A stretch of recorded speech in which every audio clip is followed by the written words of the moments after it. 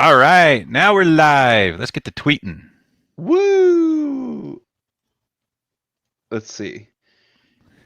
Let's look for these Jay's waiting tweets. in bated anticipation. Oh, Jesus. Mm, I gotta figure out. I figure out how can I get comfortable and still stay in the camera. That kind of works. Wait, there's another Best of the Rest podcast? What the shit? What? Yeah, yeah. You're joining me. All right. Oh, you mean another? Oh, okay. Wait a second. Let's look for my tweet and send it back out, I and then just I can tweeted. I can download this audio later Gotcha. for our viewing pleasure. Yeah. Well, I found the BOTR tweet, so I tweeted that. That'll work. Oh, it streams. I thought Periscope was dead. What happened to that? I don't know. I think it merged into Twitter somehow. Gotcha. I I don't know. It still works. I'm gonna go with it till it doesn't work. Yeah. I know there was one night Jay and I were trying to podcast and I couldn't get the Periscope to work and it wasn't going on Twitter and I was all mad and I was like doing my technical difficulties for everybody to see on YouTube. Gotcha. So, but anyway, I guess we're Cool. hijacking both channels and we're just going to call this whatever we want to call it. It could be nerdy best of the nerdy of the rest. Nerdy best of the non-fungible tokens. Yes, best of the nerdy tokens. Oh, we should start Nerdy Coin. Nerdy coin. All right. Nerdy Coin. We'll start podcasting that every week and then trail off to every 2 weeks and then once every 6 months. There you go.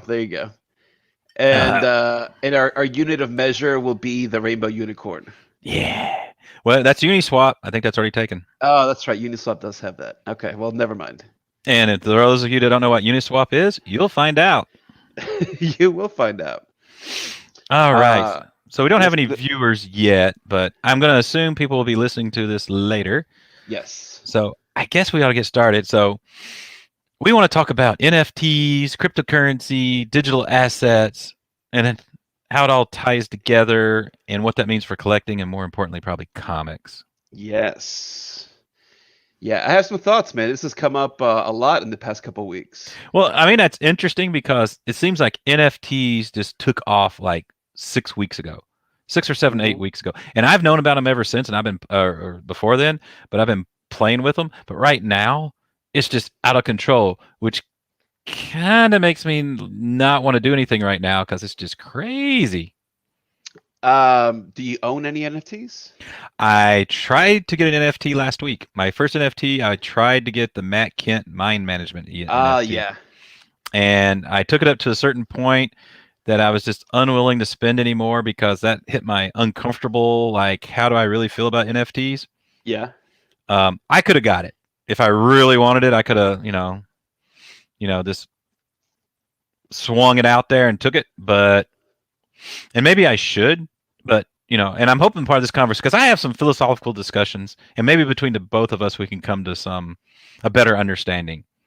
Yeah. What did it end up selling for, do you know? At the time, about I think it was 2.6 Ethereum, and Okay. Ethereum at the time was about 1,800. It was right around 5 grand, basically. Yeah, 5 grand. It was a little over 5 grand because you got rounding errors and that was the other thing that I found out going after these NFTs is how you can purchase them. Hmm. So this was on OpenSea, and apparently you got to buy stuff on OpenSea with wrapped ether. So Yes. I couldn't just use my Ethereum. I had to transfer my Ethereum to my wallet Yep. connected to OpenSea, then convert it to wrapped Ethereum. So it cost me Ethereum to get it to this wallet. Then it cost me money to wrap this Ethereum, Yeah. and it's sitting there now. And now I'm debating whether or not is wrapped Ethereum essentially Ethereum, so I can leave it wrapped, or since Ethereum is now going because Ethereum's a little over 2 grand now. If I want to convert it back to Ethereum to ride that, then is it going to cost me more to convert it back now since Ethereum's gone up in price? We can talk about it at the end because I just bought some Ethereum and I staked it for the 2.0 upgrade, even though that won't be for a little while. Because for 7.5%. Yep. 7.5%. I So saw that's a that big help. earlier this week, and I was talking to the wife. It's like, we could lock up the Ethereum for 7.5. Then she goes, yeah, but then you can't get rid of it when it goes up in price. And I'm like, well, I haven't done that since I've owned it for the past 3 years.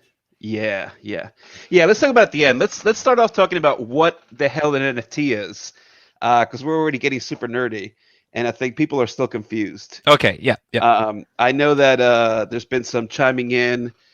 We know a few big collectors. I'm glad that you're into it as a comic collector, and I'm glad that Dewan is into it, thanks to you. But there's another couple of other big guys like Mike and Rob, for example. Hmm. They've chopped in when I talk about NFTs a bit, and they don't get it at all because they're purely physical guys, and NFTs are just digital assets. So why the hell would you want to spend 5 grand on an NFT?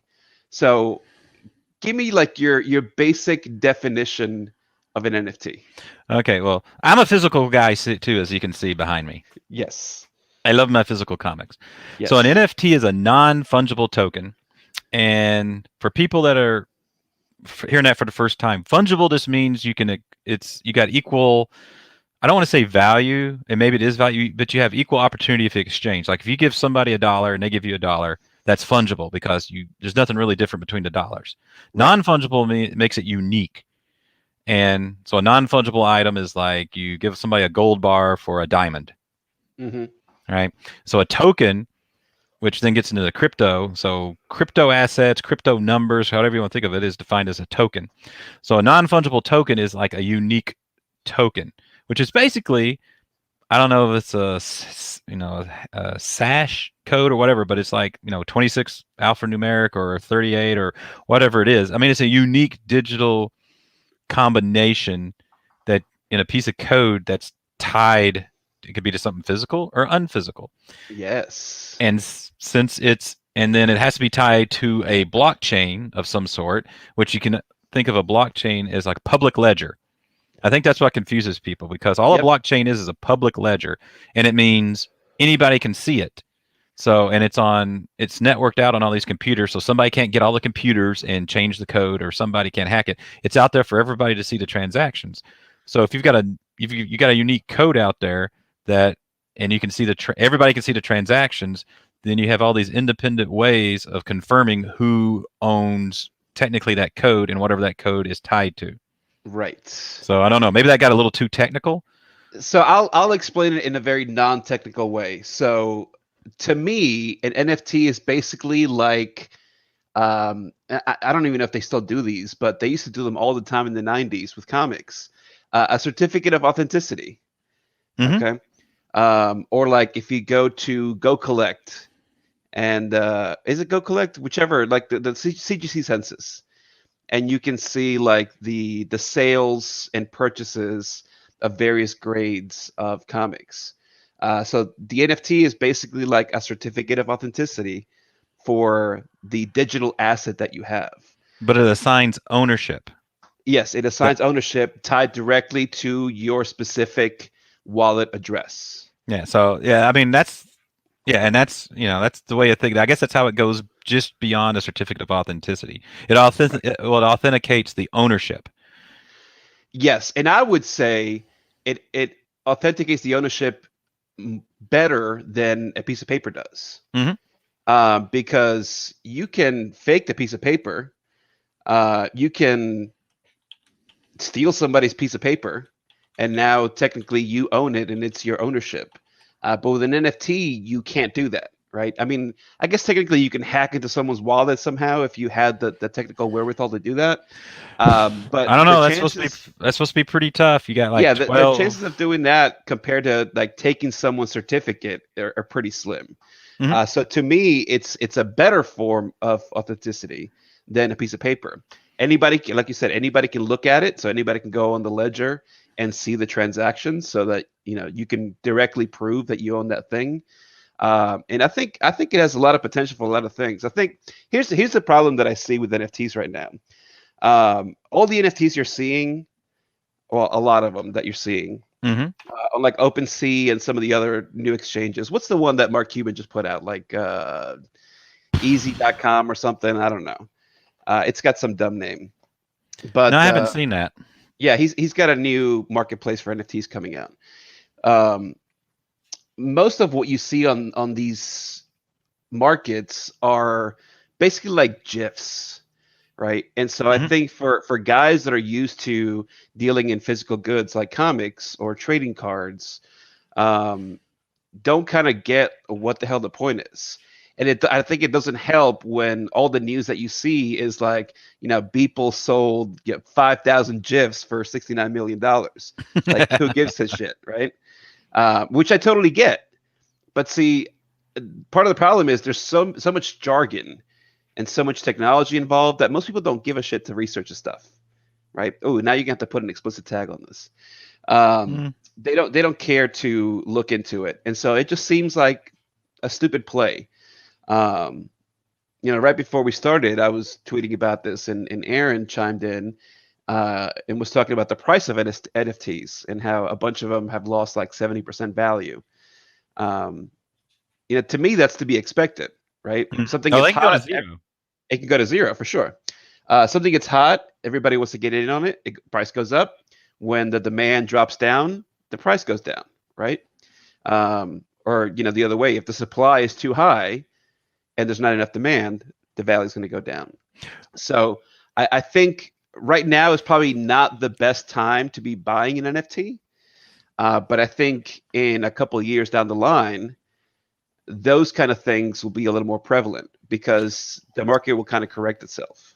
Well, but then you gotta look at the what's the collector value of the NFT. So to go back to the the Matt Kent one, right? It went for Yep. 2.6 Ethereum. So we said it went for 5 grand. That was 5 grand at the time of what Ethereum was worth. Right. The so it was about $1,800 an Ethereum, right? Yep. I didn't pay that for the Ethereum I've got. Sure. I And paid that for some of my Ethereum, but not all of my Ethereum. yeah, most of my Ethereum I paid $10 each for. Very So nice. if I'd have took that up to three Ethereum, technically I would be valuing. I paid $30 for that. Right. And see, that's the thing that some people don't understand is the interchange, because they're just used to dealing in dollars. So I've spent the last week trying to recover a Bitcoin wallet. Um, and I finally got in it yesterday because I bought some Bitcoin when it was like 1,200 bucks. Hmm. Okay. I could have bought Bitcoin at $1, years ago. Yep, And I was like, this is I played with Bitcoin when it was 5. $5. See? Yeah, and I bought a tenth of a Bitcoin when it was 100, and then I sold it for when it was 1,000 and thought I was ahead. Well, that's like when it was before it got hot and people were buying like pizzas, right? Like Hmm. 1,000 Bitcoin for a pizza. Yep, Pi Day. Now whoever owns that pizza or whoever sold that pizza is a millionaire, right? Because they sold it for 1,000 Bitcoin. But so I was playing around with it a little bit when it was 1,200 bucks. I bought some, and this was years ago. And not when it got hot, when it went to like 61,000 a couple weeks ago, I was like, man, I need to get in this damn wallet. And so it took me like a week to get through, but I finally got it because it was on Coinbase. So I just had to go through the whole process with Coinbase, and finally I got in there yesterday, and that's why I sent you that tweet where I diversified my portfolio because I Hmm. took a lot of that Bitcoin and just bought other coins with it. Yep, And we'll but every time you did that was a taxable event. Yes, that's true. That's true. But I did put a good chunk of it into coin that is earning interest. So, I'm not worried about it. We'll see what happens after. Yeah, I'm actually seriously thinking about that because you know interest rates in any of the banks or anything like that is crap. Like I was talking to my mom, and she was having to move a CD, and she was telling me it's like, well, yeah, last year the CD ended, and I made 55 cents on it, and I'm going to move it over to this other one where I made 90 cents, and I'm just sitting there. Okay, that's Mm, growing. mm. That's Yeah, like a tenth of a percent. let's come back to that too because I've been switching my accounts to like fintech banks. Hmm. Um, so I've got a couple savings accounts that are earning like 3% to 4.5%. Um, and they seem to be working really well, actually. So Yeah. we'll get to that at the end when we talk about kind of the portfolios. Yep. 'Cause I'm curious to know what you're investing in.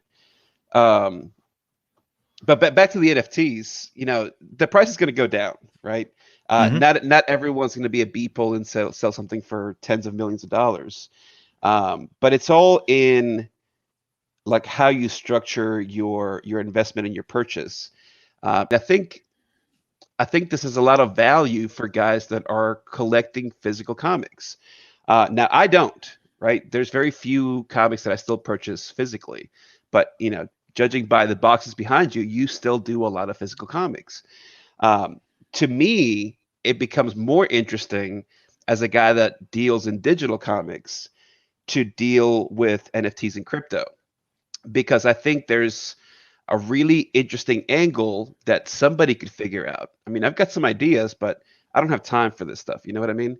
But I think there's a really interesting angle in bringing some of the aspect of comic collecting into comicsology, for example, let's say. Okay, since they're the biggest digital market for comics. Um, Now, that might not mean much for a lot of people now, right? Because the comicsology market is fairly small compared to physical comics still. But I mean, even physical comics is not a huge market, right? You have a lot of people that are like really into collecting and investing in comics. But I would say for the most part, people just want to read the comics, right? They don't give a crap. Once those collectors, I think, start realizing the value of adding like a new asset class to their collecting portfolio, will be really interesting because we had this in the 90s with trading cards, Hmm. right? Comics weren't doing anything, cards were hot, everyone was buying cards, and then the card market crashed and hasn't ever recovered really. Well, Now it's with it's. I think it's recovered in this past year. You think so? I I know haven't so. checked the trading card, so I don't know. There's people lining up for hours outside Targets and Walmarts for when the guy is restocking, and they're buying $20 boxes and resell them on eBay for $140. No kidding. Cards are going nuts. You thought No comics kidding. was going nuts right now. Sports cards and any other cards are going. Okay, I know we're getting off track, but do you remember in about 1990, 1991, the Marvel comic cards? Yep. The whatever. Some of those graded as a 10 are going for hundreds of dollars. Are you serious? I is serious. So continue talking, and I will demonstrate to Yeah, you yeah, go ahead, go ahead. momentarily. So for So, comic collect, but there's virtually no difference between a comic collector and a stock investor. Okay, it's just a different asset class that they're using for their investments. Now, I'm sure, like you, there are folks that have, investments in multiple asset classes, like comics and cards and crypto and stock, IRAs and whatever else. Um, some guys just do it purely on the comic side, right? mhm. Maybe they don't have money to like actually invest, and they just flip comics. That's fine too. It's still an asset class that you can make money off of. The one difference being that there's no tax implications for flipping comics, and there are, Yeah. Well, right? yeah. If you don't want to, it depends if you're doing an eBay or not. If you reach a certain amount on eBay, Yes. then you'll get a 1099K. I forget. See, I've never sold that much on eBay, so I have no idea, right? I mean, I'm sure if you go over a certain amount, I don't know what the amount might be. I know, like for example, what is it like Patreon? You've got to do like at least it's like a couple thousand a year, before you go into the 1099 territory. Dang, 16 grand? So, like this one right here. So here is a base set of these Marvel cards and 10 times the Stanley, and they're wanting 20 grand for them. That's crazy. And then let me just see. Like here's a 2007 Marvel Masterpiece number 17 Carnage foil card, Rare Venom Spider-Man, 10 grand. Man, I should have Marvel's. saved all my full cards. What, you haven't? You call yourself a comic No. fan? Oh, No, yeah, these are going nuts. I'm trying to go. Where's the filter for what actually? So that's what the offers are. So where's actual the filter for sold? it's somewhere at the bottom. Man, why I got to put it at the bottom? Right there. No, you just passed it. So, So now I need to look. I do have a couple of my wizard cards still. Maybe I should check the price on those. oh, those are getting actually really popular now. Really? The wizard stuff. Yes. Mm. See, there's this whole cultural thing. So my kids are almost 18 and almost 11, and they're like super, super, super into like 80s and 90s culture. Hmm. Um, there's this like weird nostalgic play because I mean, this is probably a topic for a whole different show. But there's this thing where like in a digital age, like these kids are growing up in, Yep. they don't really have a culture of their own. They just appropriate other elements Hmm. into whatever they're doing. And so there's this like really big nostalgic element with that generation, and probably even like the younger side of my generation. So I'm a millennial, but I'd be like the first millennial, right? 81. Yeah, you're the outskirts of Gen X. Yeah, exactly, exactly. So, So I'm so somewhere in between. yeah, but so Um, anyway, like right here, so this 1977 Wonder Bread Star Wars One, Luke Skywalker, 5 grand bids. 1975 Topps Marvel comic book hero sealed box, 5 grand. mm, Here's the ones like right here. 1990 Marvel Universe Wolverine Holy Grail set from that. Just these 4 cards. They took the best offer for 5 grand. Where's the actual Marvel? Where they it actually yeah, like this just a Stan Lee car from that 1990 Marvel Universe set has been going. Now it all depends on the grade of the card. It's got to be centered. Here you go. This is a card from that set. It's just a cover of Hulk 181. It's a PSA 10, so it's perfect centering, perfect card. 46 bids, 3,200.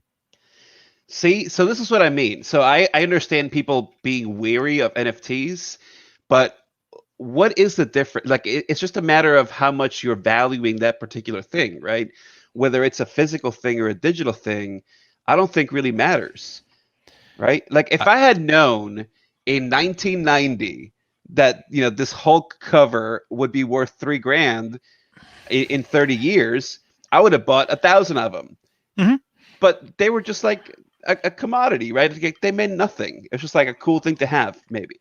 Well, they weren't worth the cardboard they were printed on for the past 30 years until For recently. sure, for sure. And it was the same thing with comics, right? People forget this, because you could have bought a Tech 27 for like a couple grand up until maybe 30, 40 years ago.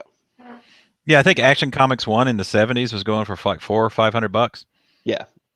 So the same thing is true of comics. Now, obviously, like the more the asset ages in terms of comics, the more it's worth because it becomes rarer. But that's the same thing for any kind of crypto as well, right? Including NFTs.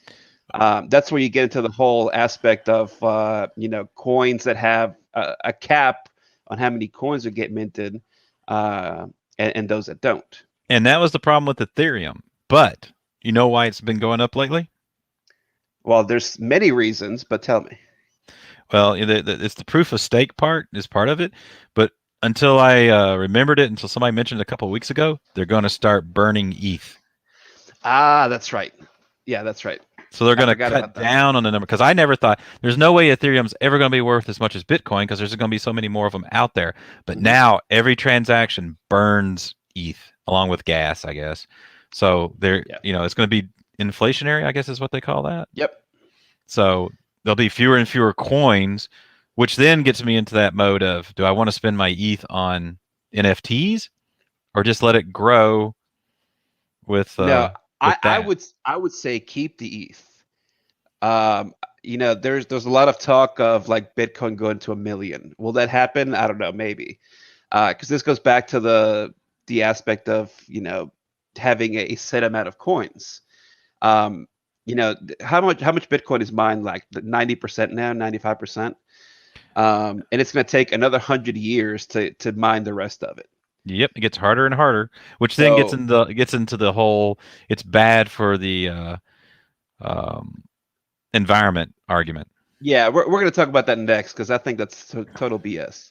I So think there was anyway, I we think got there to was get like an back to. article or two that Yep. came out about that, and everyone bought it, and I'm like, this is fucking stupid. That doesn't make any sense. But anyway, we got to get NFTs back to comics. Yeah, NFTs back to comics. So, going back to my analogy of certificate of authenticity, I think that's where it really shines, right? Now, if I went to Comixology and I bought, I don't know, what's the comic that you're always like buying 10,000 copies of? Batman 457 There you go. second print newsstand. Second print newsstand. Okay, so I can't get a second print newsstand on Comixology, but let's just say a 457. Um, and someone were to say, you know, these are infinitely reproducible, right? Because they're digital assets, and this is why people don't get why anyone would pay extra. But let's say they do a thing where we're gonna mint 1,000 Batman 457s, and these are being sold as NFTs, right? The full comic, right? Not just a GIF or whatever, like people are doing now, but the full comic.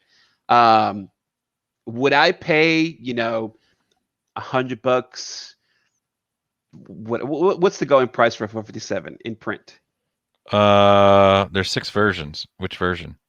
Let's just go with that second print. The second Uh, print newsstand? yeah, isn't that one's rarer, right? Yes, there's probably 30 known in existence. Okay, so let's go with that. What's the market price for that? Depending on the grade, like 8.5 to 9 is probably about 1,500. You get above a 9 to 9.4, 9.6, you're getting like $2,000, 2,500. There's All right, one 9.8 supposedly out there. let's go with the lower price. Let's just go with the $100. Yep, Okay, $100 for like a 5.0. Your typical newsstand. It's been read, thrown in your back pocket. perfect. $100, and that's probably easy. I want to go with the lower amount because it might make more sense for people that don't get why you pay for a digital asset. If they mint 1,000 of these and they say you can own one of these for $100, would I buy it? Hell yeah, right? In particular, because of the asset that it's tied to, right? So you were talking about going to an OpenSea and buying an ETH. If I'm spending, what's that like, 1/15th of an ETH, right, Mm-hmm. for $100. If I'm spending 1/15th of an ETH with all the stuff that's going around the Ethereum network, in 10 years, the 15th of an ETH that I purchased might be worth 5-6 grand, right? Mm-hmm. So you're tying it directly to that asset. It's like when we had the gold standard, right? We got rid of it because now you can just print money and money means nothing.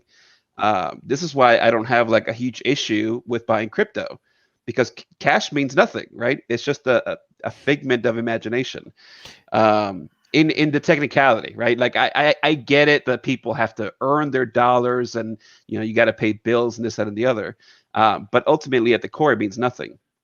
And so that's the advantage of buying it in crypto, is that it also means nothing, but you have proof that it means something, whatever that might mean. And so the asset can go up as a result, right? Go ahead.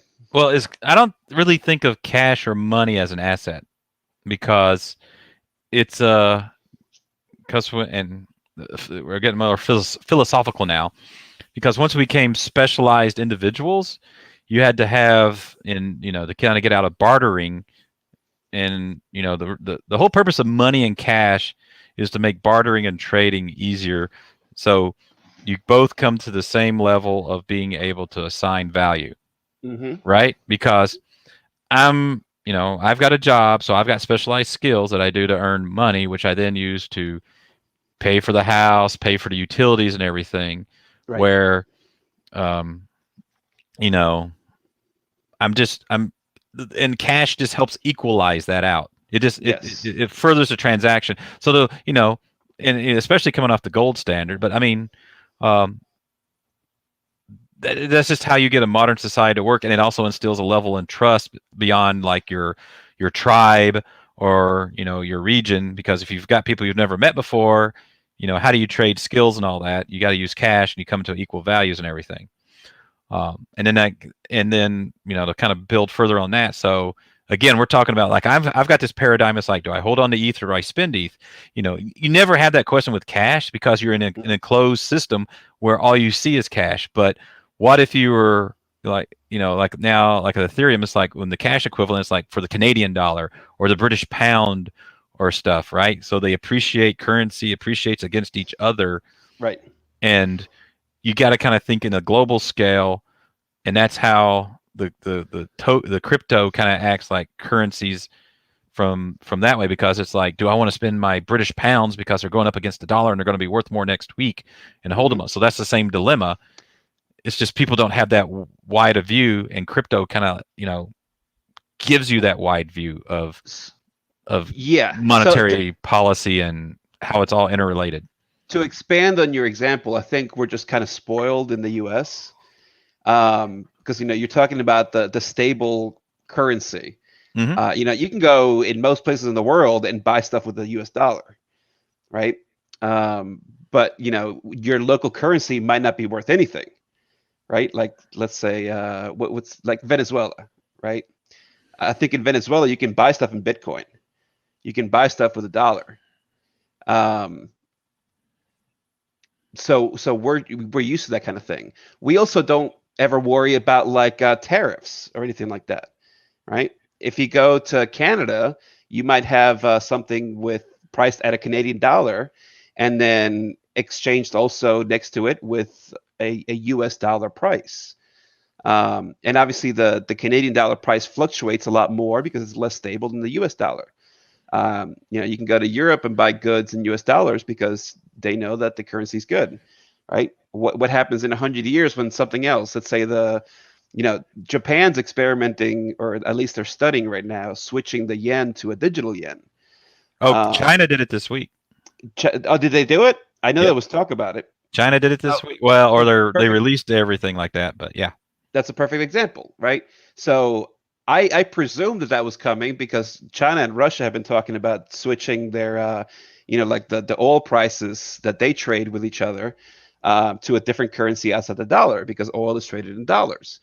Um, Now, if you have this digital, what do they have in China? The yuan, I guess it is. Yeah, I think that's Uh, what it is. what if that becomes the next big currency, right? And then the dollar isn't the stable dollar anymore. It's traded on this digital yen. Yeah, but the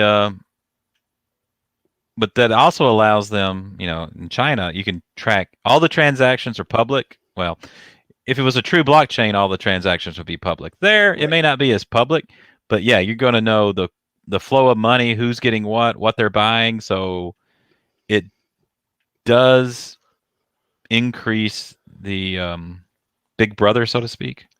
It does, but if you really come down to it, and I'm a security and privacy nerd, Hmm. um, you have that now with the dollar, right? Like your transactions get tracked. Everywhere you go, that's where you see like we're talking about NFTs now. I guarantee you, if I had a Facebook account and I went on Facebook, it started giving me like BitTorrent or Bitcoin ads, right? Yeah. That's just the way it is, right? The bank obviously knows every transaction that you're spending. They know where everything's going. Everything's labeled for you. So it's no different, right? The difference now becomes with trading other assets and goods aside from just spending your money. Man, that's pretty too. See, I want that. What's the coin that's made? Is it Curve? I think Curve's made for this, right? To do Yeah, like instant payments by phone. I think so. Yeah, I think because that's what it sounds like. some of the bigger coins they have like the gas fees are too high. So if you spend $15 on something, you have to pay the transaction fee that's like $30. And that's something that we have, but we don't see, right? Like when you buy something with your Visa or Mastercard, Visa and Mastercard are charging the merchant, whatever it is, 30 cents, let's say, per transaction. Um, I think it's what is it? It's like a set amount plus a percentage. Hmm. And that's how some of these newer like online only banks and investment firms can give you really high interest rates on investments, is because they're basically like taking tokens out of the transaction fee. They get a cut of the transaction fee, just like crypto miners do. They get a token of a bit of the transaction when a transaction's made. There's really no difference in the way that it works. Aside from the fact that there's still people that are kind of just tied into it has to be physical money, it has to be tied to a state institution, right? Like the Federal Reserve. Yeah, and I don't mind if it goes away from that. I mean, I'm a big science fiction guy, and you've always seen in the shows where it's like they got credits and they got a little thing on their arm or something. They just kind of like boop, Oh yeah, yeah, and they yeah. just buy their stuff or they go into stuff, and you don't have to exchange anything or a card because it's all kept that way. And I kind of like that idea. You don't have to, and it actually, if you could have that system, it would cut out of the middlemen. It's like, what's the point in having a bank then? What's the hmm point in having credit cards? What's the, or, It's it's funny that you mentioned that. Have you ever seen the movie In Time oh, that with sounds familiar. Justin Timberlake Oh and yeah, where they've got Amanda that's Seyfried? where they can exchange years of their life. Yeah, yeah, yeah. So everyone has like a digital clock on their wrist, and so you can purchase goods with time of your life. Hmm. And I mean, it's like very on the nose, but I mean, technically, it's not much different than the way it works in real life, right? You go to work, so you're exchanging your time for dollars, and then you use the dollars or whatever currency you have to buy goods. Except this is all like instantaneous in a way. Hmm. And I guess technically you don't die at 30 if buy $1 million in lottery tickets or whatever. But yeah, it was interesting. And I mean, the movie's not the best, but the concept is really interesting. Hmm. Um, and I think if someone finds a way to do these transactions instantly with like almost no fees, I think that's when it will really gain momentum, right? That's the thing holding it back right now. Well, I mean that's why you got all these companies that are doing it in the middle, like Coinbase. They charge the fees because they sit there and they handle the tech. Because before that it was a pain in the ass to get Bitcoin or anything like that. They make it so easy. They get rid of the friction, and so to get rid of that friction, they take a part of the cut. hmm So either the whatever 0.5% or a tenth of percent of all the transactions and all of Yep. that to make it easy for you to purchase coins either on your credit card or cash, send them somewhere, bring them back, exchange them. So Yep. again, you know, um, that's what you're paying for with a Coinbase, the ease of doing it in a token. Because you could probably get on there and um, if you got the technical know-how, well, I guess you can't really. You have to go to an exchange to buy tokens. I remember back in the day, you could just go on Reddit or whatever when the Bitcoin things. It's like, hey, anybody got any Bitcoin they want to sell? Yeah, how much you want for it? And you trust each other. You uh, somehow wire the money to them, and then they would send the coins to your wallet and everything. hmm So So the interesting thing about Coinbase, and this is one of those things that like if you start learning about money, you realize how you can make money by spending money. Uh, the really interesting about Coinbase is you can just go on there and instead of actually purchasing some kind of crypto directly with dollars from your bank account, what I've started doing is I buy USDC on Bitcoin, and then I convert the USDC into whatever token I want to buy. So USDC is a cryptocurrency, hmm. but the price doesn't fluctuate, right? It's a stable coin. Yep. So one US dollar coin, is worth one US dollar. Always the same, right? Never changes. So whatever the value of the dollar is, that's what the value of a USDC is. Now you're still getting that. You have to spend a transaction fee to buy USDC. Um, but when you buy USDC, you're earning interest. So you learn, I think it's a 0.15%, not a big interest rate. Hmm. But it can add up eventually if you're using this as like an actual investment platform, and putting some good money into it. So that's what I started doing. I buy USDC on Coinbase, and then every time I want to buy something else, I just do a conversion. And I've got recurring payments going into Coinbase, so I don't ever have to add any money. It's just automatic. And then I'm earning that interest, and it ends up working out in the end because the conversion there's no exchange fee to convert between currencies. Yeah. Does Coinbase have a card? Isn't or do they have a card, or is it PayPal? Because you buy Bitcoin stuff with PayPal now, and I know you can have a PayPal. credit card or something. So You can. I think it's going to be. I don't think of any company or yet that's got where it's like, say, like Coinbase, like you've got stuff in USDC or whatever, and you've got a card, and you can pay with that. And So funny that you say that. So yes, they don't have it yet, but you can join the wait list because it's coming in a couple months. Um, they're doing a debit card, and you pay. You basically pay with your crypto assets, right? So I guess somehow in the background, uh, Coinbase, because they're connecting all your wallets basically, or your crypto wallets, they in the background convert those things into US dollars. Let's say if you go and buy gas, or let's say you go to the comic store, right? Mhm. You use your Coinbase debit card. Um, it converts your crypto into dollars so you can pay at the comic store. And then you get, I think it's like 3% cash back. And all those are converted back into crypto, and you earn interest on that. Yeah, So you can fascinating. actually use any coin that you own as a US dollar, right? Instead of Mhm. having to find like a Bitcoin wallet or a Bitcoin ATM, for example, right? Or find someplace, go to the Dallas Mavericks website and buy tickets with Dogecoin. You just use your Coinbase debit card, and it handles that all in the background.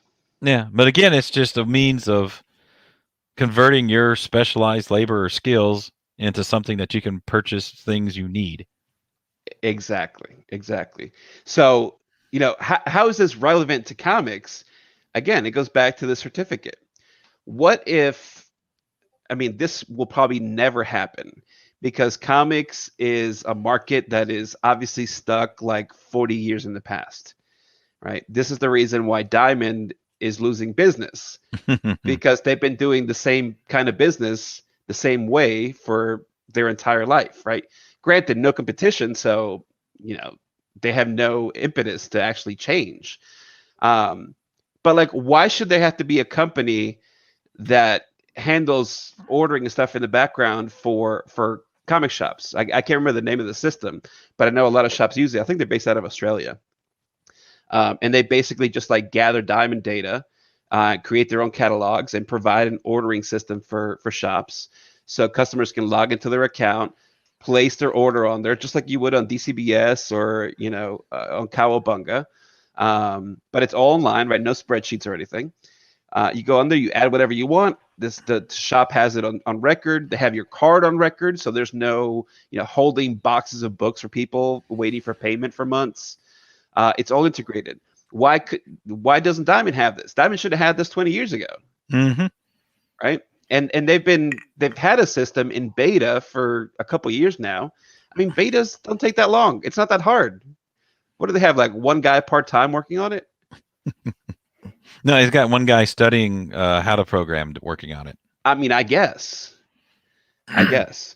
But see, so that's the reason. So let's say somebody like the CGC folks, right? Mm-hmm. Um, Instead of having this website, you just have a wallet, right, that you can have on your phone, right? Let's use the word app because that's really all a wallet is. So you have your CGC app on your phone, and it all gets tracked on a blockchain instead of in a database, right? I mean, ultimately, there's very little difference for the consumer in how these things look and work, right? The technicalities are different, um, but I mean, you can think of the ledger as just being a database. Um, if they do this, every time a sale is done anywhere between a customer, between somebody in eBay or somebody on Amazon or between comic shops, all these transactions would be tracked. And then you have a more accurate record of what actually is out there, right? Going back to Mm-hmm. your 457, you said there might be like one 9.8 or something, but you would know this, And right? you Because it know would be who tracked owns in the it, ledger, and you know who owns it. and you know the history of who's owned it. Exactly. So, Exactly. so that adds. That's one of the things I want to get into is because that's another aspect of NFTs. Um, so, as an example, so my sister lives in South Carolina, and I was visiting, and I went into a comic store there because, hey, that's what I'm going to do. right? And so I went in this comic book store, and they actually had some books on their wall for sale that were previously owned by Darius Rucker. Ah, Now, does that add any value to it? I don't know. for Would some they? people. Yeah, did they just put that on there, knowing that would make some people pay the price for it? Could be. But if it was a digital comic where you could see the transactions, where it was actually owned by Darius Rucker, there's a little more authenticity to it. Hmm. And I kind of that's where I want to dovetail into how I think for NFTs for comics. So one of the reasons I like physical copies, and this is only a small part, is because physical copies, albeit the 90s were a totally different creature. Some of these there was only like 20,000 printed, 30,000 printed, 5,000 printed, 10,000 printed, right? Hmm. That's how I see the big difference between physical comics and digital.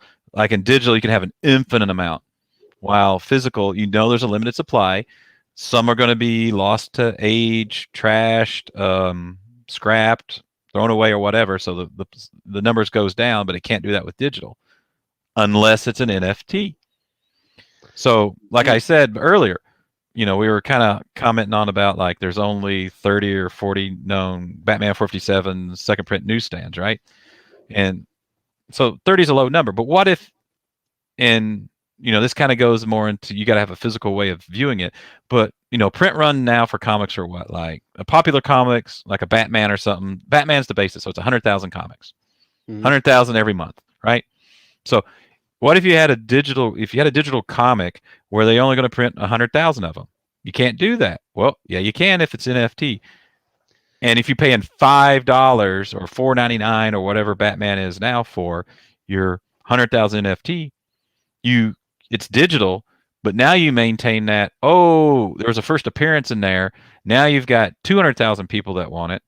So now the market drives up the price because, oh, I'll just copy the PDF, or I'll just go to Comixology and download it or buy it from there, right? Hmm. Hmm. It caps it. So the only way you can get that issue is if somebody sells you that NFT. But that means Yeah. you got to have some device or some app that's only going to let the people that it sees owns that NFT read that comic. And then you have to have a way so that people aren't screenshotting it or copying it somehow. If you can figure that part out, then I think it's then indistinguishable between a digital comic and a physical comic. Because for me, that's what the difference is. Physical, there's a limited number. Digital, there could be an infinite number. Or Well, that if they do an NFT, they can just copy it and screenshot it and just send me the pictures for it. Well, I was gonna say, what if I just take your physical comics and photocopy them? So I have a print copy of them, Hmm. and I can read the comic. Obviously, it's worth nothing because I photocopied it, but I just want to read the comic, right? So here's my idea for NFTs, and this is something where I would actually even pay more for a digital comic if this were the case. So let's say I go, we'll just use Comixology, right, as the biggest market. I go in Comixology and Hmm. I purchase my whatever Batman 1305. Okay, we'll just say that because this will happen many years in the future. I purchased my Batman 1305, and or actually not on Comixology. I go to my shop and I buy my Batman 1305. As if I want to become a collector, I don't ever need to read this comic because what happens is I go and I purchase it, okay, with my wallet, and I get a physical copy of this book. I'm going to take this book, bag it and board it immediately, and put it in a box, okay, because at some point in 30 years, it'll be worth something, okay? I'll pay for my college kids fund with my Batman 1305. But I also get this NFT. So I get a digital copy of the book so I can read it because I just want to read the comic, right? For me the physical aspect is different. If I want to read the physical comic, I can, but I'm using this as an investment. So now I own this NFT of this digital comic. To me, this creates like a tertiary market for comics in the aftermarket because now not only can you continue to trade and invest in flipping physical books if you want, but you also own this certificate of authenticity on this asset, right? Now, the certificate includes both the physical and digital copy. You can sell the physical copy if you want. You still own the digital, right? And that's Mm-hmm. still on the blockchain as something that you own. And then if you want, you can go ahead and trade that digital asset, the digital comic, to somebody else and exchange the certificate. Okay. Now, is there a way to tie the certificate to the comic? I'm sure it'd be super easy, right? Just next to the barcode where they scan it at the register, just put like a QR code, for example, right? Mm-hmm. So Yep. when someone scans the QR code, they know this is tied to whatever wallet owns the NFT at the time. You see what I mean?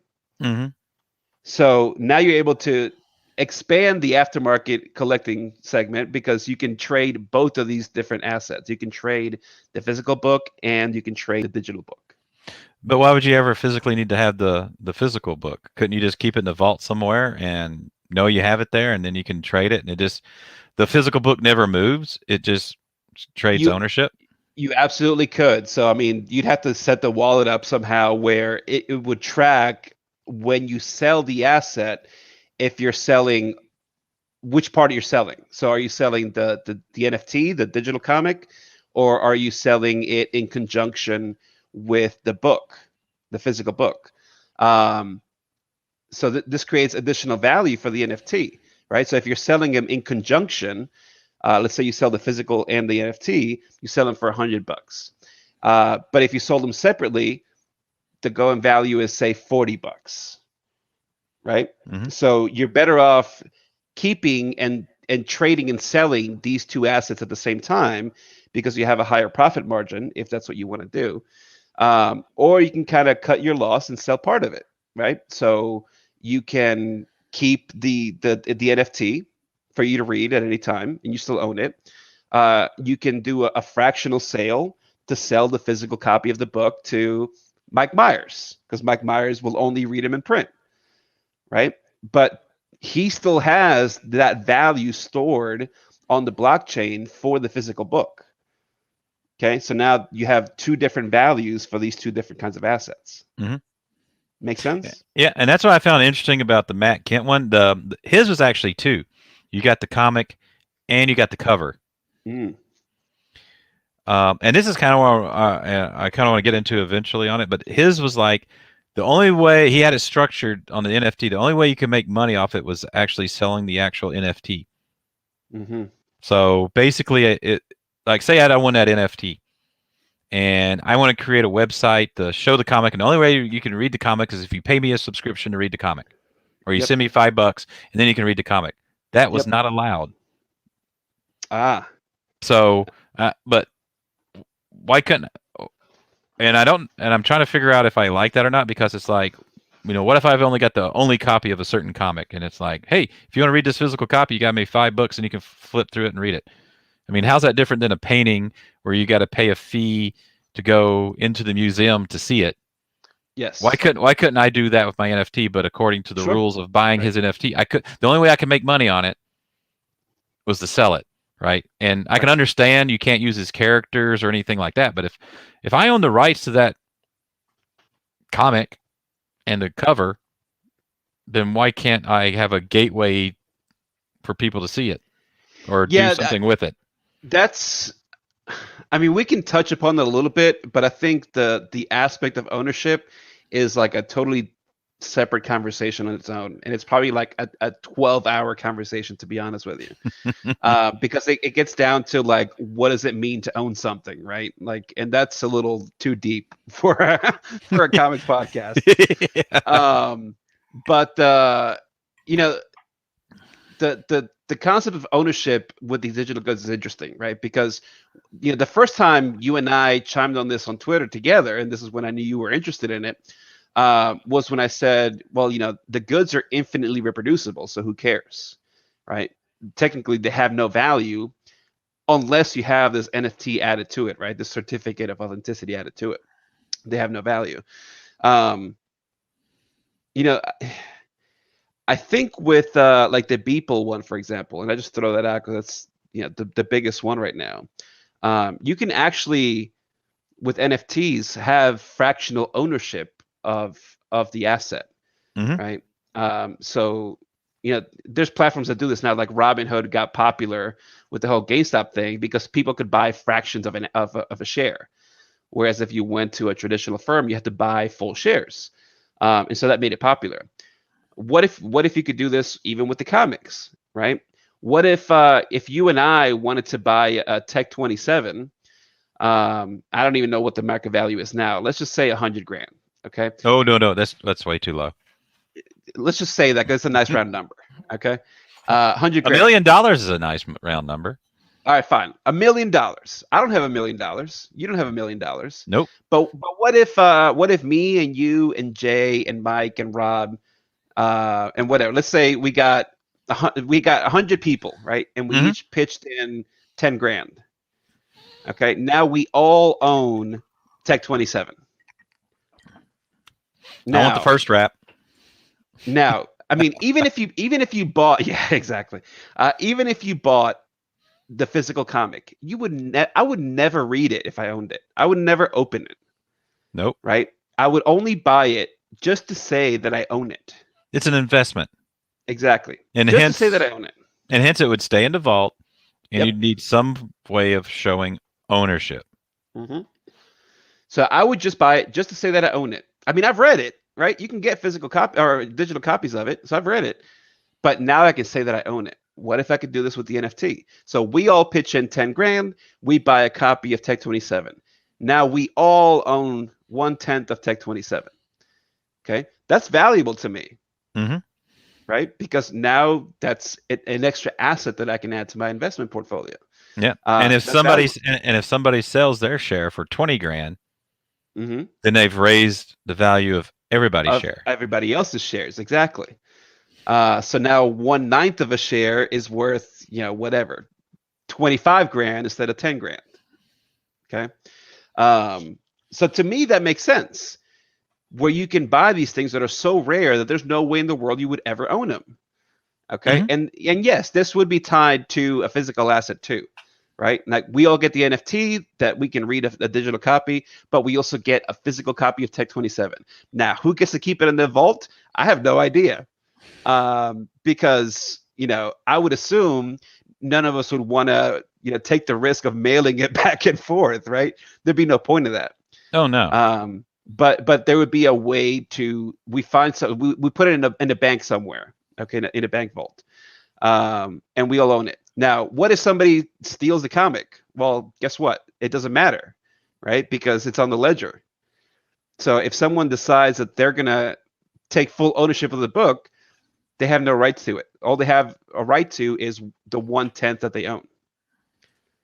You see what I mean? So they can Mhm. never steal it from anybody else.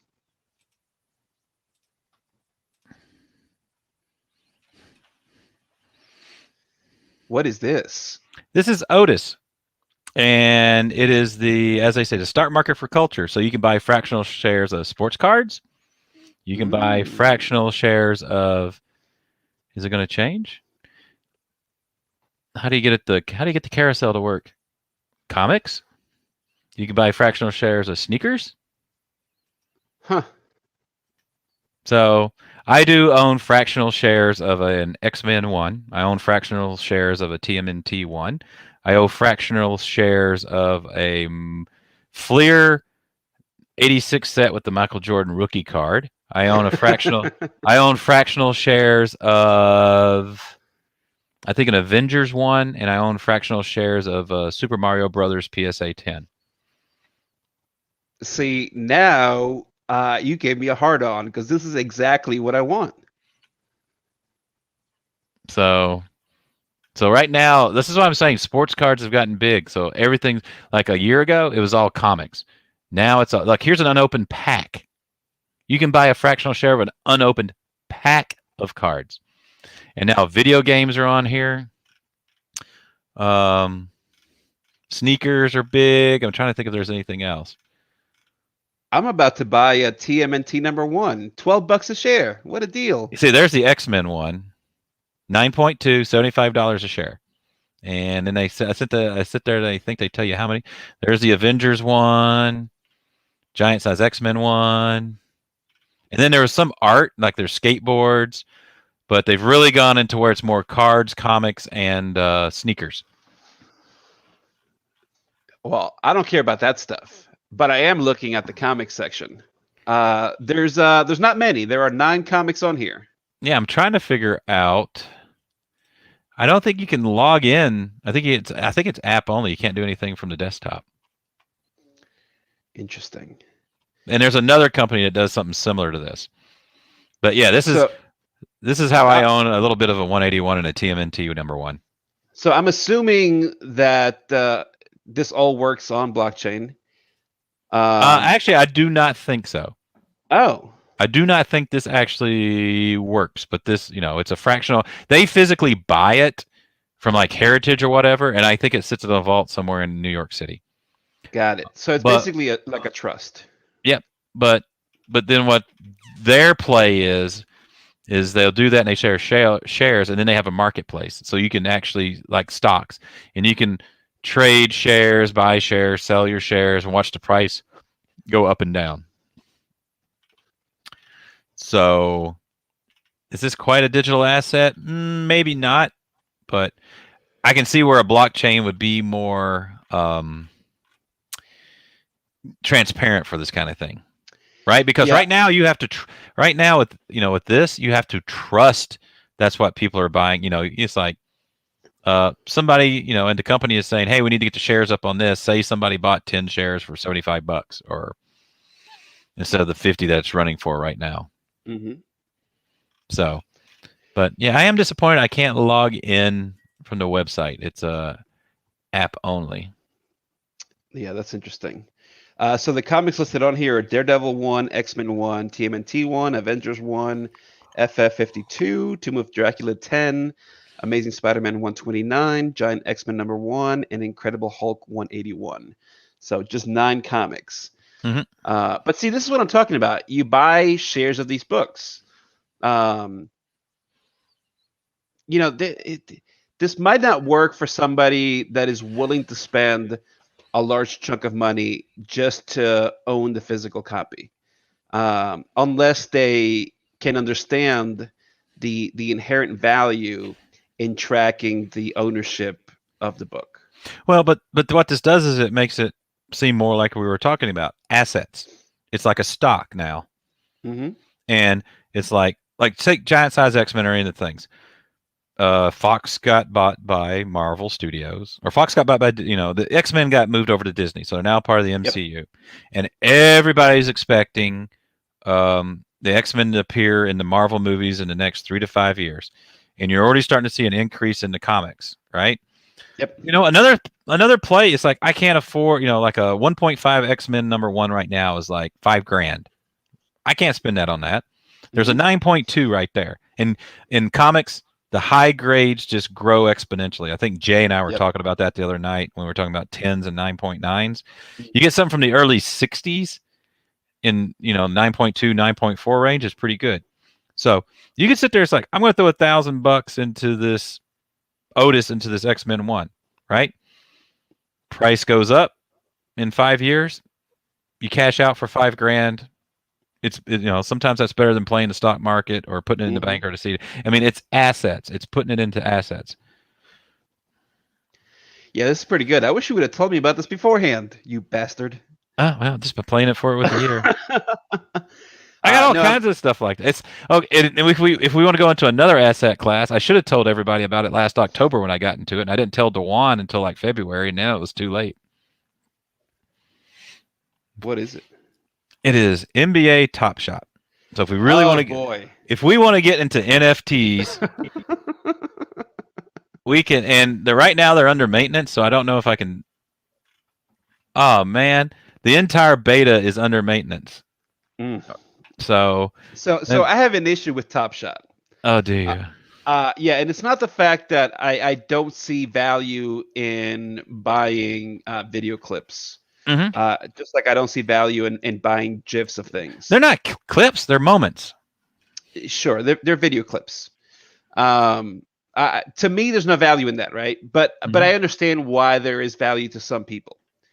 especially if you're like a hardcore sports fan. My Hmm. thing with Top Shot goes back to this idea of ownership. Um, in that, even though you quote unquote own the NFT, with Top Shot, you don't own anything. It's like anything else. It's like when you buy a movie on Apple TV or Amazon, you're not buying the movie, right? Because the company goes under, you don't have access to it anymore. What you're doing is basically getting like purchasing a license to hold it. I don't know. That question's asked under their facts, and they state that you own it, and it's on their Flow blockchain. And so it's not like now that Flow can go under because that question's been asked several times very specifically, and they've said, no, you own them, and even if Dapper Labs goes out of business, you will still have the moments. Hmm. I don't know, man. There's a lot of stipulations in their terms of service True. in True. terms of what you can and cannot do with the asset. And if you owned it outright, there would be no stipulations. No. All I know is I spent $200 last year, and at one point my NBA Top Shot account was worth 40 grand. Dang. Now it's down to 15, but I've spent Off of about two 200 bucks? off of $200. Wow. See, that's some good investment. Yeah, but it's like I didn't know. If I'd have known that, I'd have spent I'd spent $1,000. Yeah. I was Well, I was buying packs like digital packs for like $9-10 each just because it's like, hey, this is interesting. This is kind of whatever. And then I kind of forgot about it. And then I kind mhm. of it's kind of like Bitcoin and my Ethereum. I just bought them, then forgot about them. Then it's like, let me go take a look. Holy crap! Yeah, yeah. Yep. It's like I bought like 6 or 7 packs, and it happens to be I was in the beta. They're still in beta. I mean, this is probably right when they got out of alpha, and I'm like, let me try it. Yeah, it's kind of neat. I'm not really into basketball. Blah blah blah. 3 months later, I open it up. It's like, holy crap! Yep. So Yeah, I mean, the it's crazy. I don't, and that's the thing now, and that's what I'm saying. In February, this all took off, and now it's almost like sensory overload with all the NFTs out there. yeah. Well, especially now. So Tom Brady announced his NFT thing. I think it's called Autograph. Hmm. Um, which I didn't look too much into it, but you know, is it interesting? It's like, okay, there you go. That's perfect. The NFT gives you the additional value like a signed comic would, right? If you buy the comic, you get a certain value on it, and then if you get it signed at a con and you have CGC prove, right, with the witness that that person was there signing it for you, the value could double or whatever, Yeah, and right? you can also see who owned it. What if it's like Brady, then he like sold it to Gazelle, and then she sold it to Gronk, and you see where it's like all these people have owned it. So does that up the value of that specific NFT each time? Yeah. I And mean, if here's it's famous people, maybe. yeah, and here's the other thing we haven't touched on. So I want to get back to the comic thing too. Yeah, yeah. So let's say a middle end of the road comic, 50,000. So we're going to print 50,000 digital NFT comics. You can serialize them. So how much would you Yes. out of that 50,000? What would you pay for the first one minted? How much would you pay for the number 10,000, number 20,000? You know those numbers like that, lucky numbers, Yep. Yep. and such. So I mean that's what you're seeing happen like in the Top Shot. So granted they were printing off 1,000 moments, right? The ones that really go for the money are like if it's 1,000 moments, it's the ones like from a number to 100 or less, like double digit, like 99, and then you get into single digits, and then you can see and so they're not all worth the same.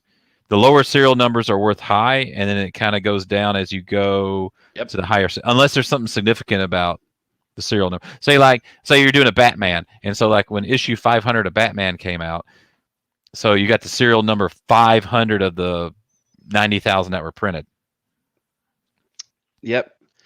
You get a Hellstrom comic, and number 666 is worth 666 times the Mhm. other ones. Yeah. Yeah. So then you've got who's owned it. Now you got to track of who's owned it. So is there somebody famous that's owned it that you've got it? Now you've got the serial number of it. What's the significance on that? The other thing I've heard about NFTs is like some NFTs, if you own it, you have the right to make slight adjustments to it. Do you? So, well, let's keep back to our comic discussion. Hmm. Let's just say, okay, I've got a comic NFT. You know, let's say who's in. Okay, who's in the Who's in the group? Cullen Bunn. Let's say Cullen Bunn's going to put out a comic NFT, right? Yep.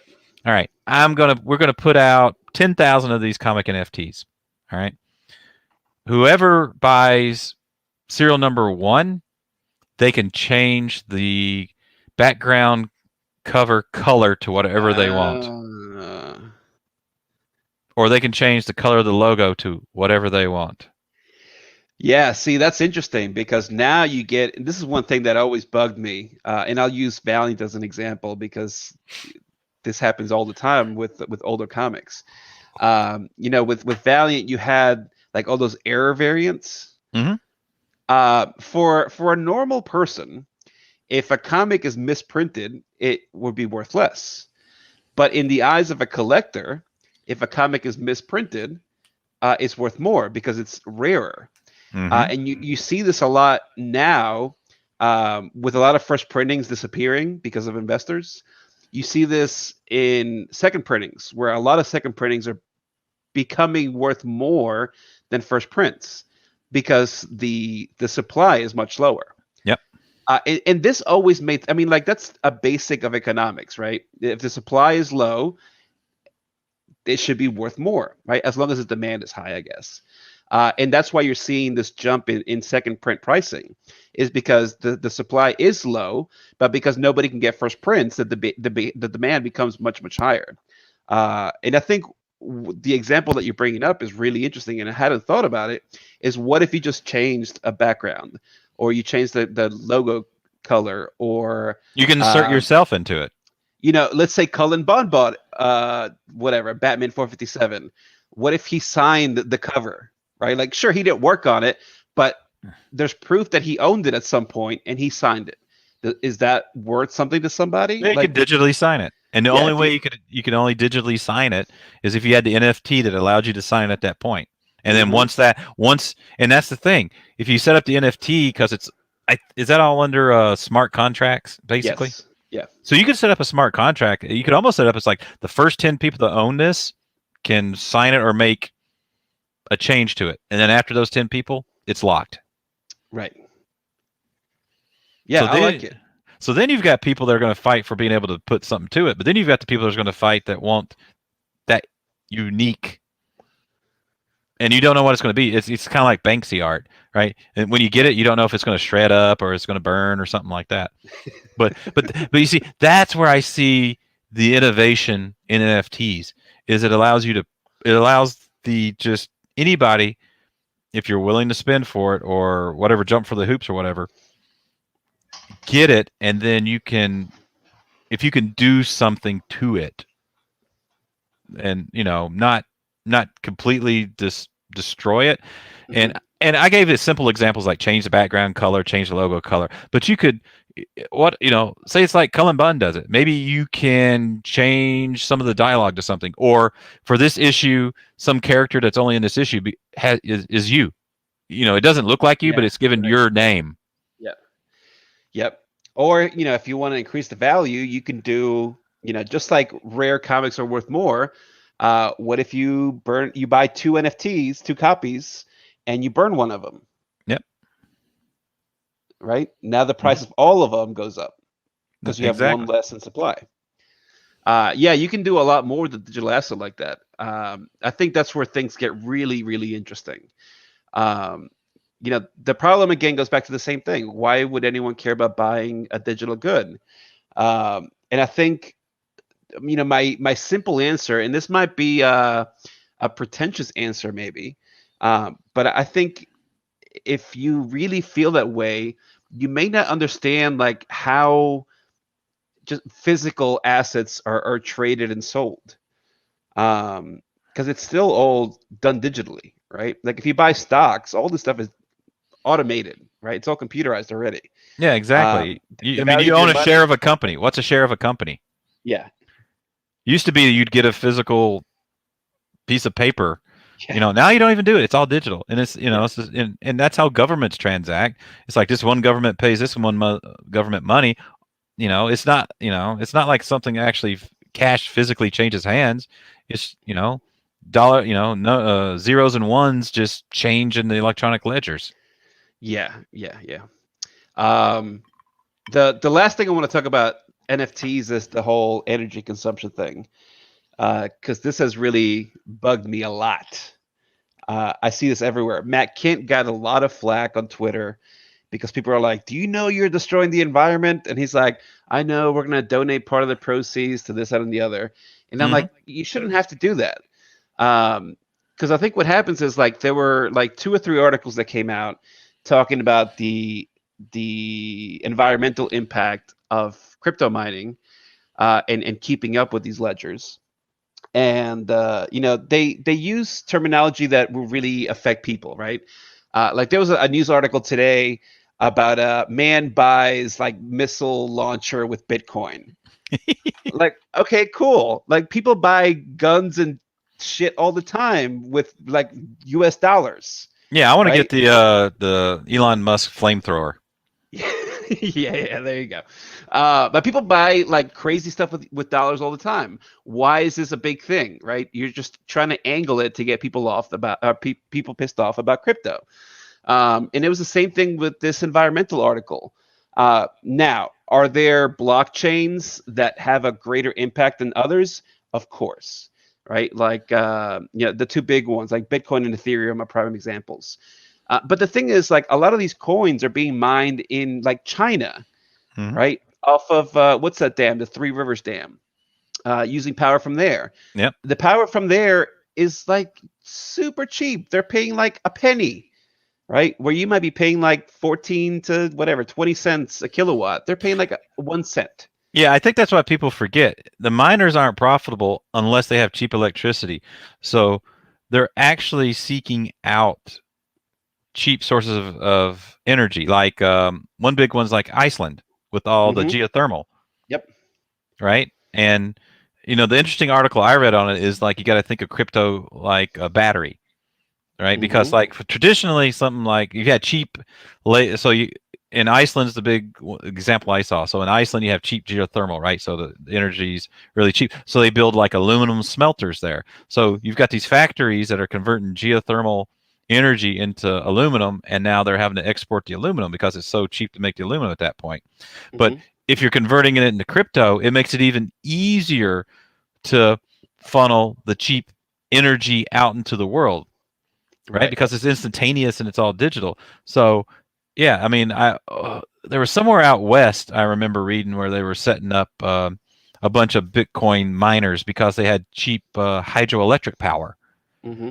and um, I don't know. It's just it seems like the cryptocurrencies are actually helping green energy become more popular and economical because that's what they're seeking out, and using the energy because I guess we don't have the battery technology now to kind of store it and everything, so it just gets wasted. Hmm. So it's I don't know. If we were really concerned about that, then it's like why shouldn't we be all forced to go to electric car? Well, I sit there and say electrical cars, but you're still using coal plants to generate the electricity to power the electric cars. So are you really Right. saving the environment? So you see what I mean? That's exactly what I mean, right? You're just projecting your bullshit on other people. The electric car is a prime example, right? Yes, like, you're not burning fossil fuels, but the energy comes from somewhere, right? And Hmm. and in the U.S., coal is still one of the largest ways to produce energy. You see headlines like, uh, Bitcoin crypto mining uses as much energy as entire countries. And we live in the U.S., right? So we have 350 million people, and you're like, oh my god, as much as the U.S., that's crazy. Meanwhile, they're talking about like Argentina, which has like the population of New York State, Yep. right? So does that make sense? No, absolutely not, right? You're just buying into the bullshit. You're buying into the wording. Now, can you make it better? For sure. This goes into like a super nerdy conversation we're not going to have. But when you get into like proof of stake and all this kind of thing, the way that uh, proving that these things are on the blockchain and that they have been mined actually works. There's different models for doing this. I don't know if you took a look at that Chia that I sent you. I mean, the coin's never going to be worth anything. But proof of space and time I find really, really fascinating. And you don't need energy, right? You just need hard drives for that.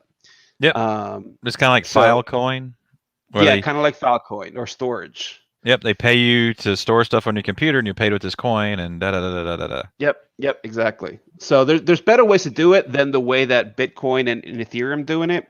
Ethereum is moving to that 2.0, which should remedy some of that stuff. And then there's other coins that like basically have no, yes, proof of stake. Bring your A1 sauce, Jay. Um, there's ways of doing it that don't impact as much, and there's coins that are kind of like side chained to other things, right? So, you know, on the Ethereum blockchain, you might have like 1,000 different coins popping up on there. They're not generating their own proofs. They're basically chaining off what's on the Ethereum blockchain. And you know, like a good example that I love because I love this coin. We can talk about this in a minute. But like Dogecoin, right? Like there's no impact on Dogecoin. Ah, 'Cause the it's a side chain, Dogecoin. right? So as long as, I tried to set up the mine Dogecoin. And I could not figure it out. yeah, I use Miner D. It's not worth it. I mean, dude, it's like 6 cents a coin. You know what I mean? Just like buy 1,000 of them. Um, but there's different things, and the thing is, there's so much technical jargon, and you know, tech specs and white papers that you got to read to understand like the minutia of all these things. Hmm. People don't have time for that stuff, right? They just read the headlines and move on, and I think that's part of the problem. But we'll see. We'll see. Yep. All right, you want to end this chat here, and then we'll spend a couple minutes talking about crypto portfolio.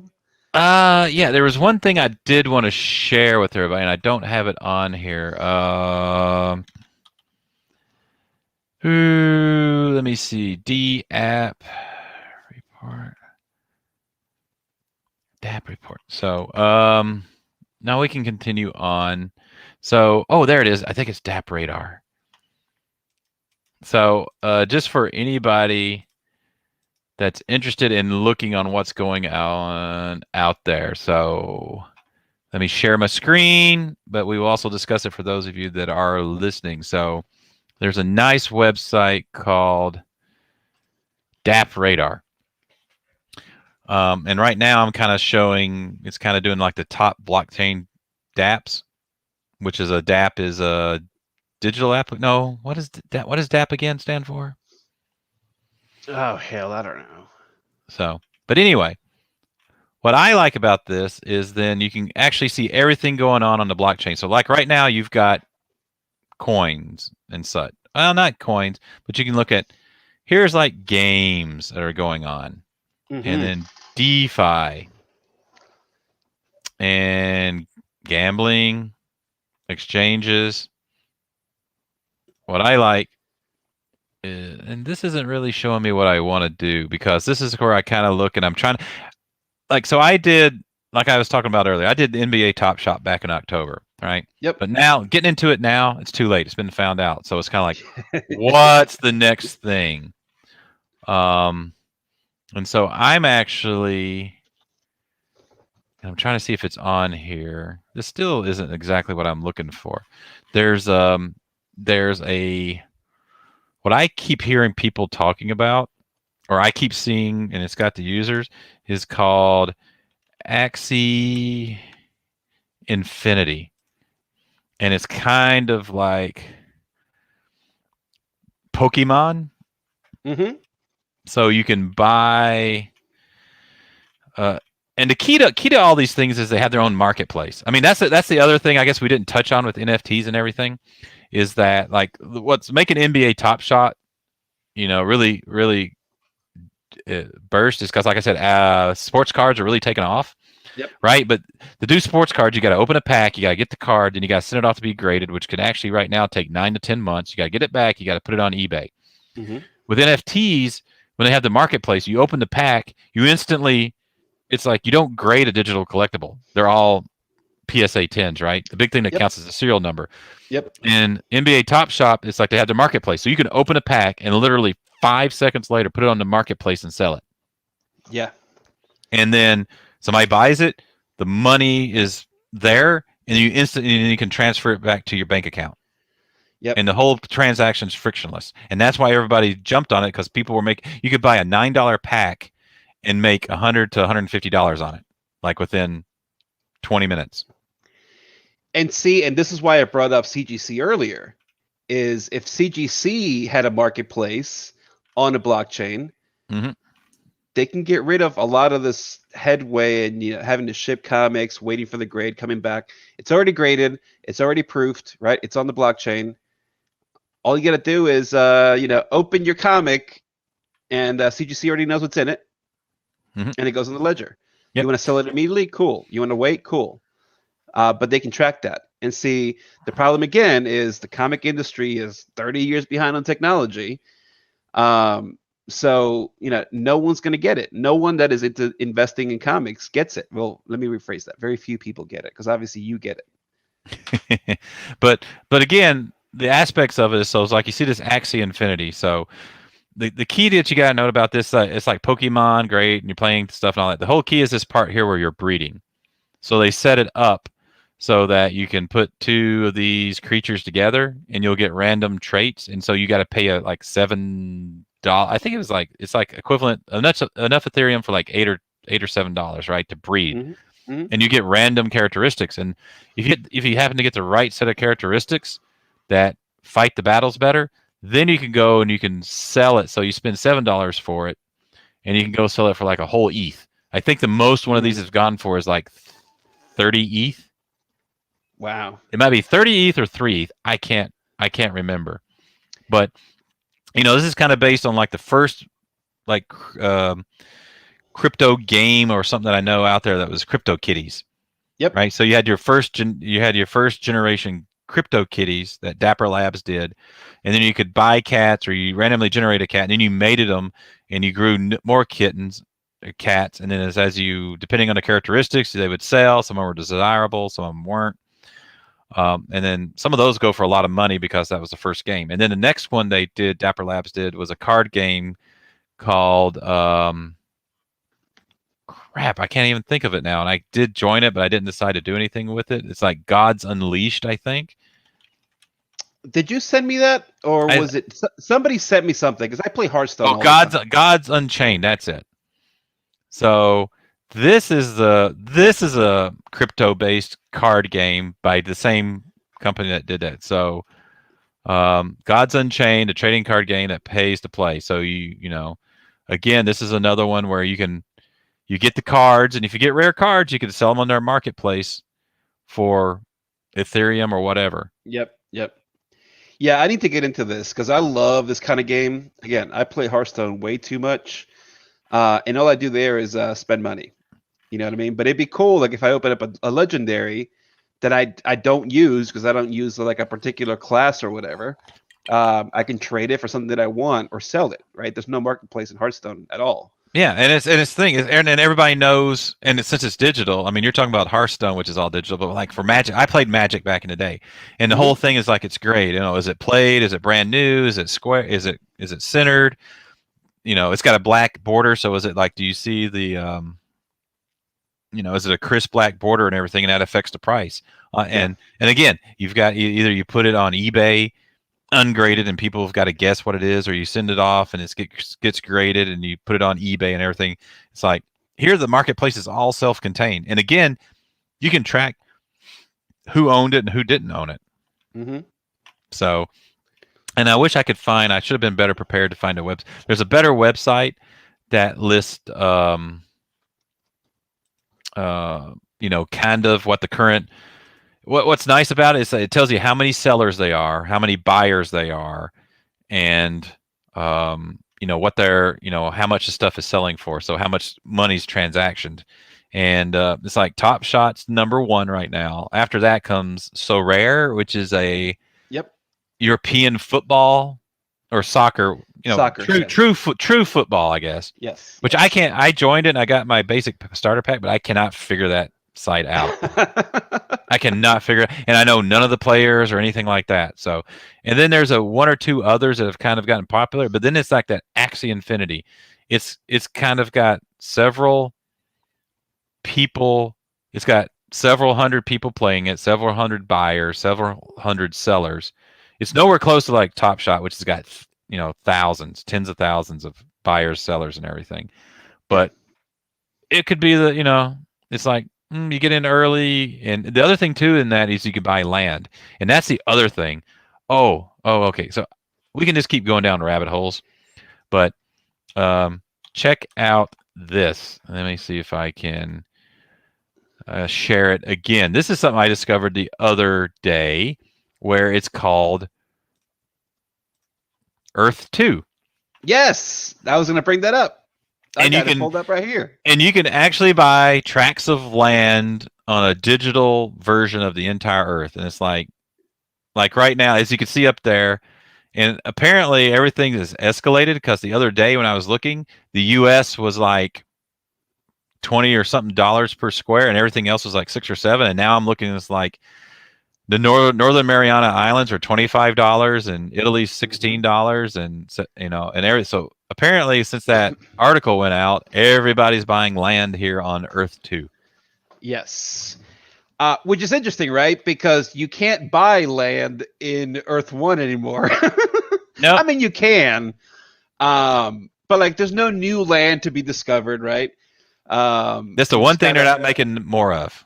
Yes. So the fact that you have this, digital asset replication of an actual Earth, I think, is really interesting. You buy land, but it's also like Monopoly, right? Can't you like build property on it and stuff too? I don't know yet. I just read something about it, and I kind of looked. I think I don't know what works, but as you can see here in this image, which I mean, it's not just bare land. If you look, and if you're listening to this, you can't see it. The example it's showing right now is it's like all the buildings and everything's there. So you're buying the land, and I guess the buildings that's on the land. Yeah. So like Central Park and all that other stuff. I don't know. I haven't had a chance to dive into this, but I thought this was like fascinating. Yeah. This is interesting. Because then, so see, this is a prime example of tying a digital and a physical good. Now, granted, some of the price differentiation is going to be as new people get on Earth too, but also you're basically trading the price of your land based on actual value increase in the real world on that parcel of land. Yep. And then here's another one that I've seen that's been real popular is the sandbox, and you can actually buy land in this, and it's been escalating quickly. Interesting. This one I had not heard of. Oh, I So love it. My kids would love this. this is like it looks kind of like Minecraft or Roblox. Yeah, Roblox. My kid plays Roblox. So And that's kind of like a crypto too, right? I don't know if it's crypto based or not, but this is. Well, Here's the thing. no I can't. ledger. I can't see other games not going to crypto that are like the sandbox here, like Roblox. A game that I've been kind of helped funding and been into for a while, and now I can't. Oh yeah, Star Citizen. So it is not crypto based, but I actually own ships in this that I've bought that they should turn into NFTs. So Star Citizen is just basically a like EVE Online, a large. It's a space simulator. It's by Chris Roberts, who did the Wing Commander series and Freelancer and everything like that. And it's a totally open world. I see Ronnie and Aaron and Nick like playing in what is it they play every night? Division 2. Yeah, Division 2. Well, just imagine if you just had an open world where it's like that, but you can fly around from planet to planet, hop out with your crew, guns blasting and doing just whatever you want. It's just totally free open play against other PvP or anything like that. So, I know but I don't know. The problem is, I guess, is they've been in development for freaking, I don't know how many years now. And it's like, when are we you can get in and you can like play now. There's a couple of worlds they've got open and you can play in the dogfights and PvP and some stuff like that, but it's still not quite as open like as EVE Online and everything. Yep. But it's getting there. But this is something God, this is where I need to win the lottery and to spend my days doing this. Which one's the one? I think it might be EVE Online that had the Galactic Civil War for like 10 years. Oh, I can't remember if that was it. See, Eve Online, I thought about getting into, but it just seems so complicated. And again, that's one where, because I was reading an article about that, where somehow you can get scrolls, or not scrolls, but you can get plans and you combine them.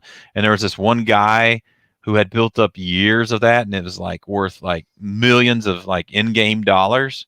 Mm, And he was trying to get them to some place, and he got ambushed or whatever. Um, but again, that was something where an NFT I think would just be perfect for that. And I think an NFT would be perfect for these games like this because, like, um, I'm sitting here doing ships, and this is what you basically they come out with concept ships, and you can buy these ships so you can eventually use in game. hmm Uh, but I've bought some ships, but there's nothing that makes them unique or technically mine. Right. Yeah. Yeah. Yeah. Whereas if it was an NFT and you can gift them, and I don't really think you could sell them. But this is, and maybe eventually in the game you're going to have an economy and everything like that. But right now they could sit here and they could turn these ships into NFTs, and then people could be selling and trading them. And that's the other part we didn't talk about an NFT that allows for people is like an NFT. Usually when somebody like an artist or somebody makes a piece of art and they sell it, they get that one-time fee. But you can set hmm up an NFT that every time it sells, the original creator gets a percentage.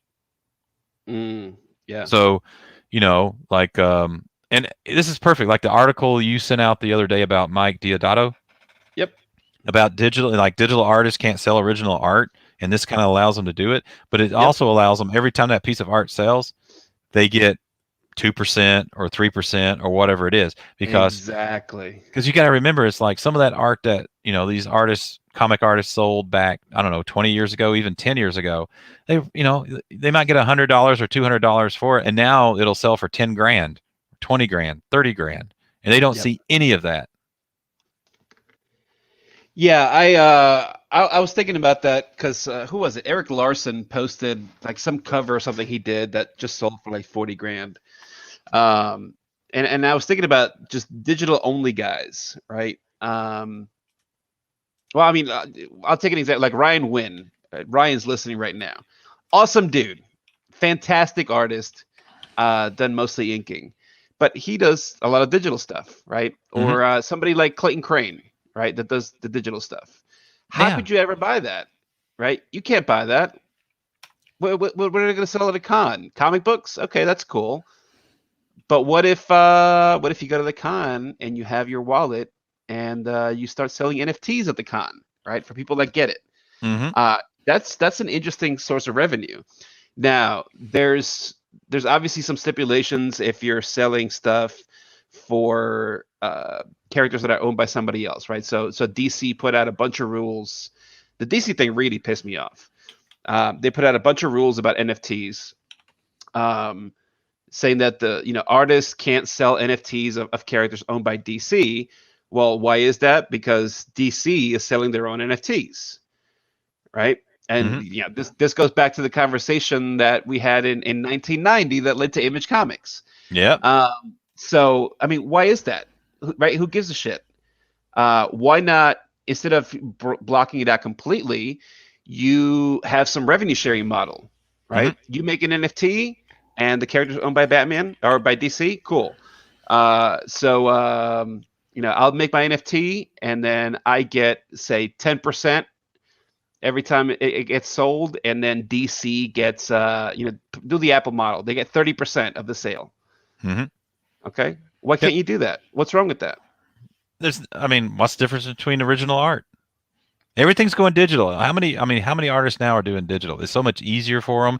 They can sit there, um, and send it back and forth very easily, as opposed to pages where they got to fax them or I don't know, send them. It just makes sense.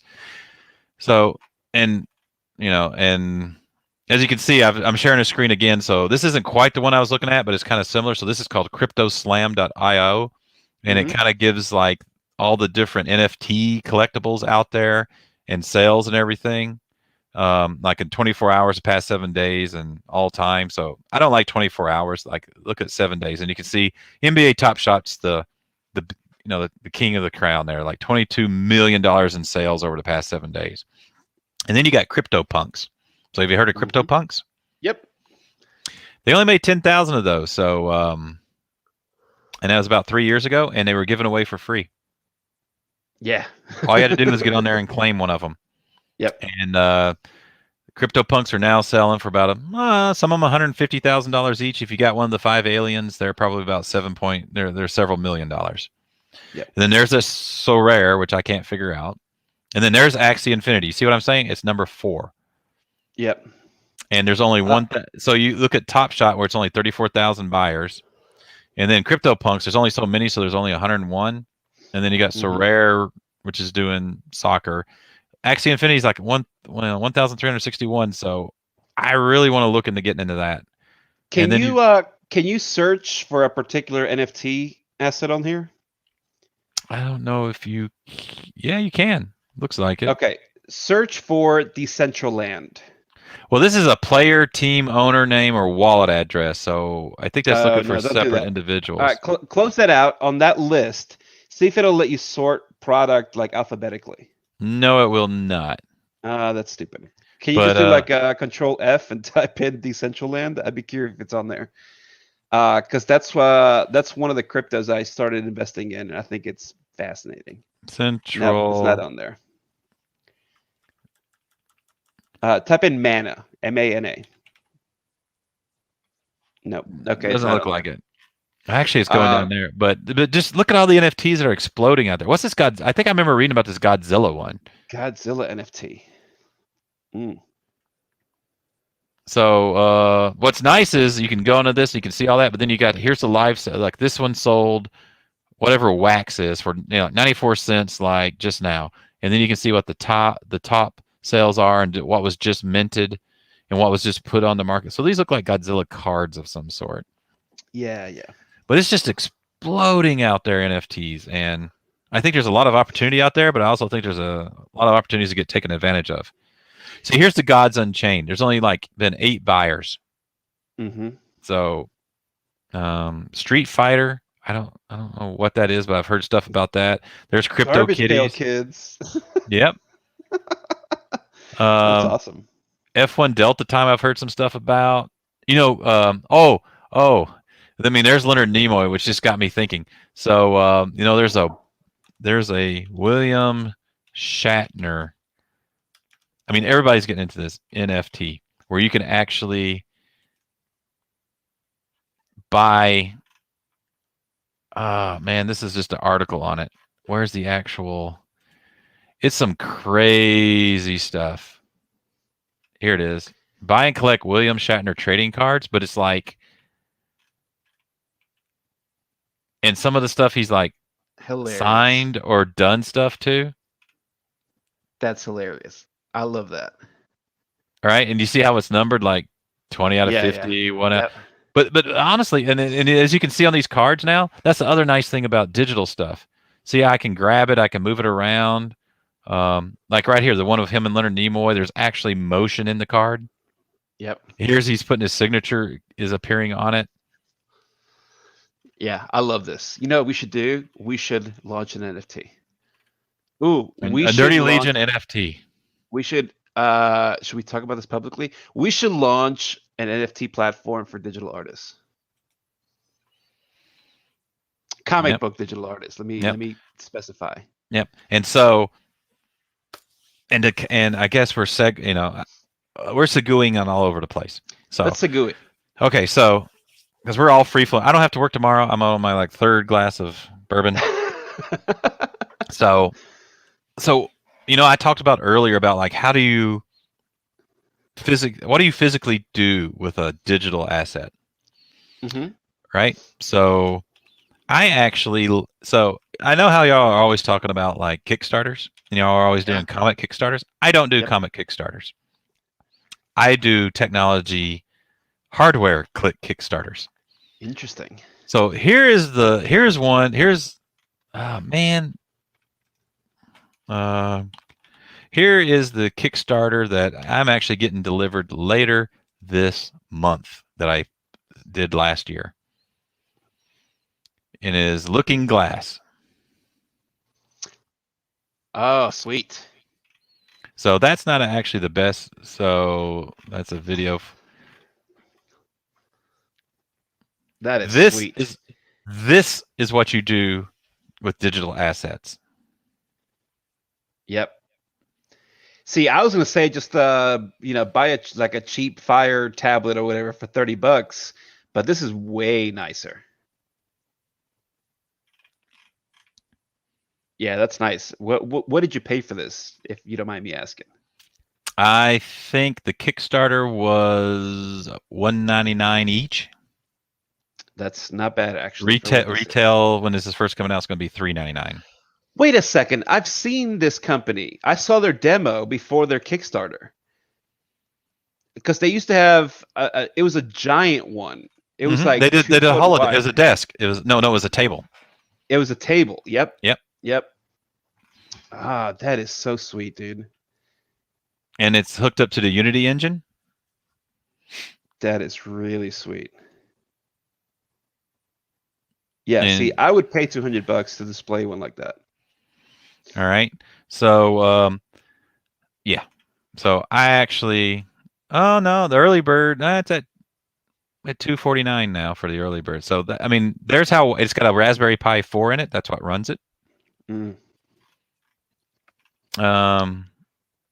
That might be the 8K. I don't know if that's what the workstation. I don't know, but yeah, they did a table at first. But yes, I did this Kickstarter, and so I have actually 4 of these showing up at the end of sometime at the end of the month. So, question: how would you display an NFT on here? Because the idea that I had was you just get a cheap tablet, you put your wallet on it, and then you just open the wallet to the NFT. Would you just be like taking a screenshot of your NFT and like using this basically just like a digital picture frame? Mm, I, I don't know, but here is an actual NFT they did on it. Interesting. There's an act they actually have done. Ah, love the music. See, Bow, chicka, that's the bow. NFT. Yeah, that's sweet. That's sweet. See, so See, now what I want is this exact thing, but to somehow be able to connect it to a wallet so it'll just pull up the NFT from it. and I think that's the next step. I mean, it's all it's in its infancy right now. I think that's what's so exciting about it. Yeah. But I mean, but again, and I guess we've kind of come to this like, what you're seeing on the screen now. If anybody can't see it, so it's got a looking glass here. It's got you had the music, you heard that, but then it's got an image. I don't know, how would you describe that image? Uh, some dude having a good time in front of a bunch of TVs. Yeah, but that's what you Yeah. can. I mean, but this is a natural progression of art. Yeah. Right. Right. Right. And we're entering a digital age, and for VR or AR, you know, you can't have a free for all out there, and the only way you're gonna, there's going to be ownership out there, Yep. and NFTs is how it's going to happen. Well, and to go back to address Aaron's question about the value dropping on NFTs, well, yeah, that's because everyone wants in now. But when the market settles and you have people that are really innovating on this kind of thing, then the market value is going to go up on all these items. Mm-hmm. But so for this example right here, you've got an NFT that's not static; it's video. There's music. Now imagine if I don't know if you're an owner of an NFT, you can change the music. Maybe you've got a selection of music, or again, we talk about maybe you make it brighter. Maybe you can add your own touches to it, and then it's like ever evolving art. And the next owner does something to it, and the next owner does something to it, and the next owner does something to it. Yeah. Yep. Interesting. Yeah, I want this. Can I buy this looking glass yet? Yeah, I think you can. Sweet. I don't know. I don't know if you can buy it from the Kickstarter, but I think you can pre-order it now. Yeah, sweet. But the other thing too is if you notice right there, it's got the camera. You can also apparently hook it to your phone, and you can do holographic phone calls. Well, And So if let you me do tell and if you do a certain phone call with somebody famous, you can turn that into an NFT. let me tell you why I like this, because you and I had a great time looking at original art at C2E2. Mm-hmm. Um, Now, granted, some of these NFTs do go for a high sum of money, but let's say some of the stuff that I bought, they did like 100 NFTs, and I could buy that at a fraction of the cost, right? That an original piece would cost me, Mm-hmm. and I can display it. How much cooler would it be to have this like animated comic cover floating on my wall, as opposed to all these black and white pages that I have? Yeah. What if you had it? What if you had the original art, but the NFT was the time sequence of it being inked, Oh my God! or the time sequence of it being drawn? See, you give me a heart out again. That's what I'm here for. Yeah. Yep. I mean, just imagine if you had an NFT of OA of Jack Kirby drawing something. The 10 Mm-hmm. minutes it's sped up of him drawing like some iconic page, right? You don't see him drawing it, but you've got the blank page and you just see the art coming onto it, Right, right, right. or the coloring, or Yep, or maybe it's the writer. I keep going back to Cullen Bunn. What if you're seeing the words appear as he's typing them in, yep. backspacing back because he wants to change it and come.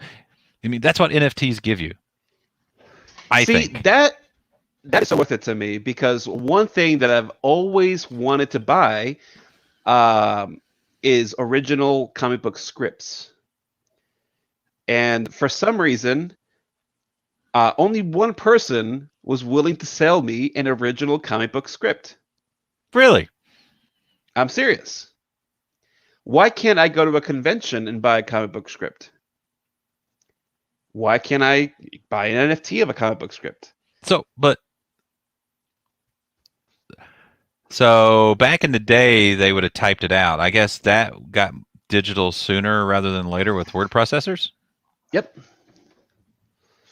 See, so it makes it easier as an NFT. But I'm saying, even if I wanted to buy a physical one, I can't buy one. I bought one Interesting. last year when they had that, like all the comic creators were doing some fundraising stuff, or maybe it was 2 years ago. I can't remember what it was for. And so everyone was like auctioning off original pieces and stickers and whatever. And Hmm. one guy was auctioning off a script. One guy. One guy. So I bought it, and it was cheap. There you go. But Um, but that's but I the want more. but that's the stuff I think you can get out of NFTs. You can actually get some of the creative process Yeah, for sure. now. So and I mean, it's kind of awesome when you go to a con and you go up to the artist alley and you get like the quick sketch. Hmm. And most of the fun in getting the quick sketch is sitting there watching them do it. I like having the Right. sketch, but the actual so that's why I'm thinking you could do it. The NFT of the art just appearing as they sketch it out digitally Yep. or scanning it. So that's Give it that's to me. my contribution to the next thing for comics. So we're giving away all our good ideas tonight. We are giving it away for free. For free. We'll take some Ethereum Uh, in compensation. I'm gonna experiment. I'm gonna create an NFT. I'm not gonna sell it. I'm gonna mint one and just own it myself. So there goes the cost. Have you seen how much it costs to like to? Oh, so I know I was talking about this, and so I've talked to some other people that are doing it, and a lot of them are like doing. So there's one guy in one of my groups, one of my comic groups, that is an artist down in Florida, and he actually minted his first NFTs when we were first talking about this about a week or two ago, Hmm. and he's experimenting with it, and he actually sold one of them. Hmm. So, but one of the places you can do that right now is like OpenSea here. Yep. Um, and I think this is actually where Matt Kent has had his NFT. I'm really starting to like regret not getting that. I am. Actually, let's see if it's sold. So there it is. No, 2.68 ETH. So, but again, I can sit here. I can I can sit here. I can look at the trading history.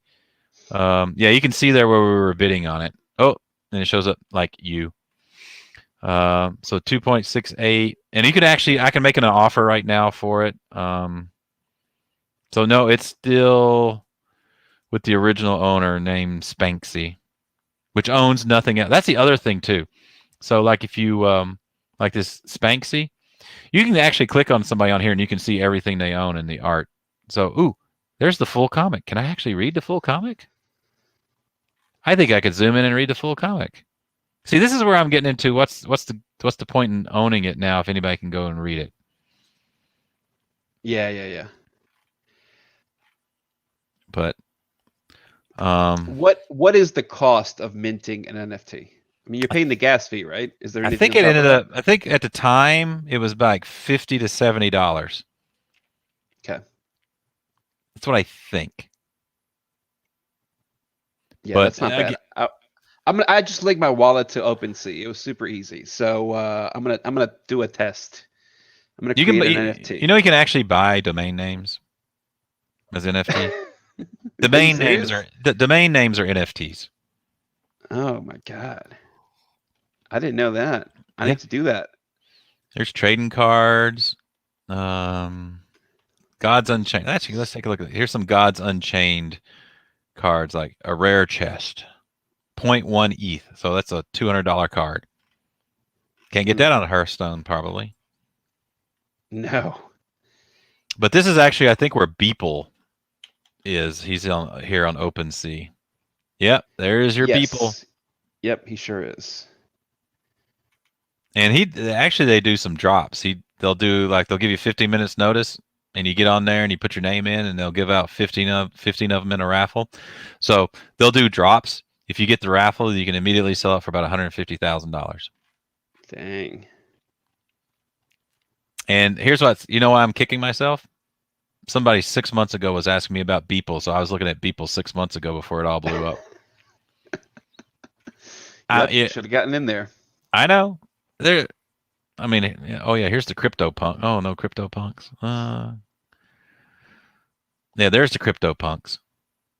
So there's one that sold for 16.8 ether, and everybody know mine. Ether's about $2,000 right now. Yep. Here's one that sold for 35.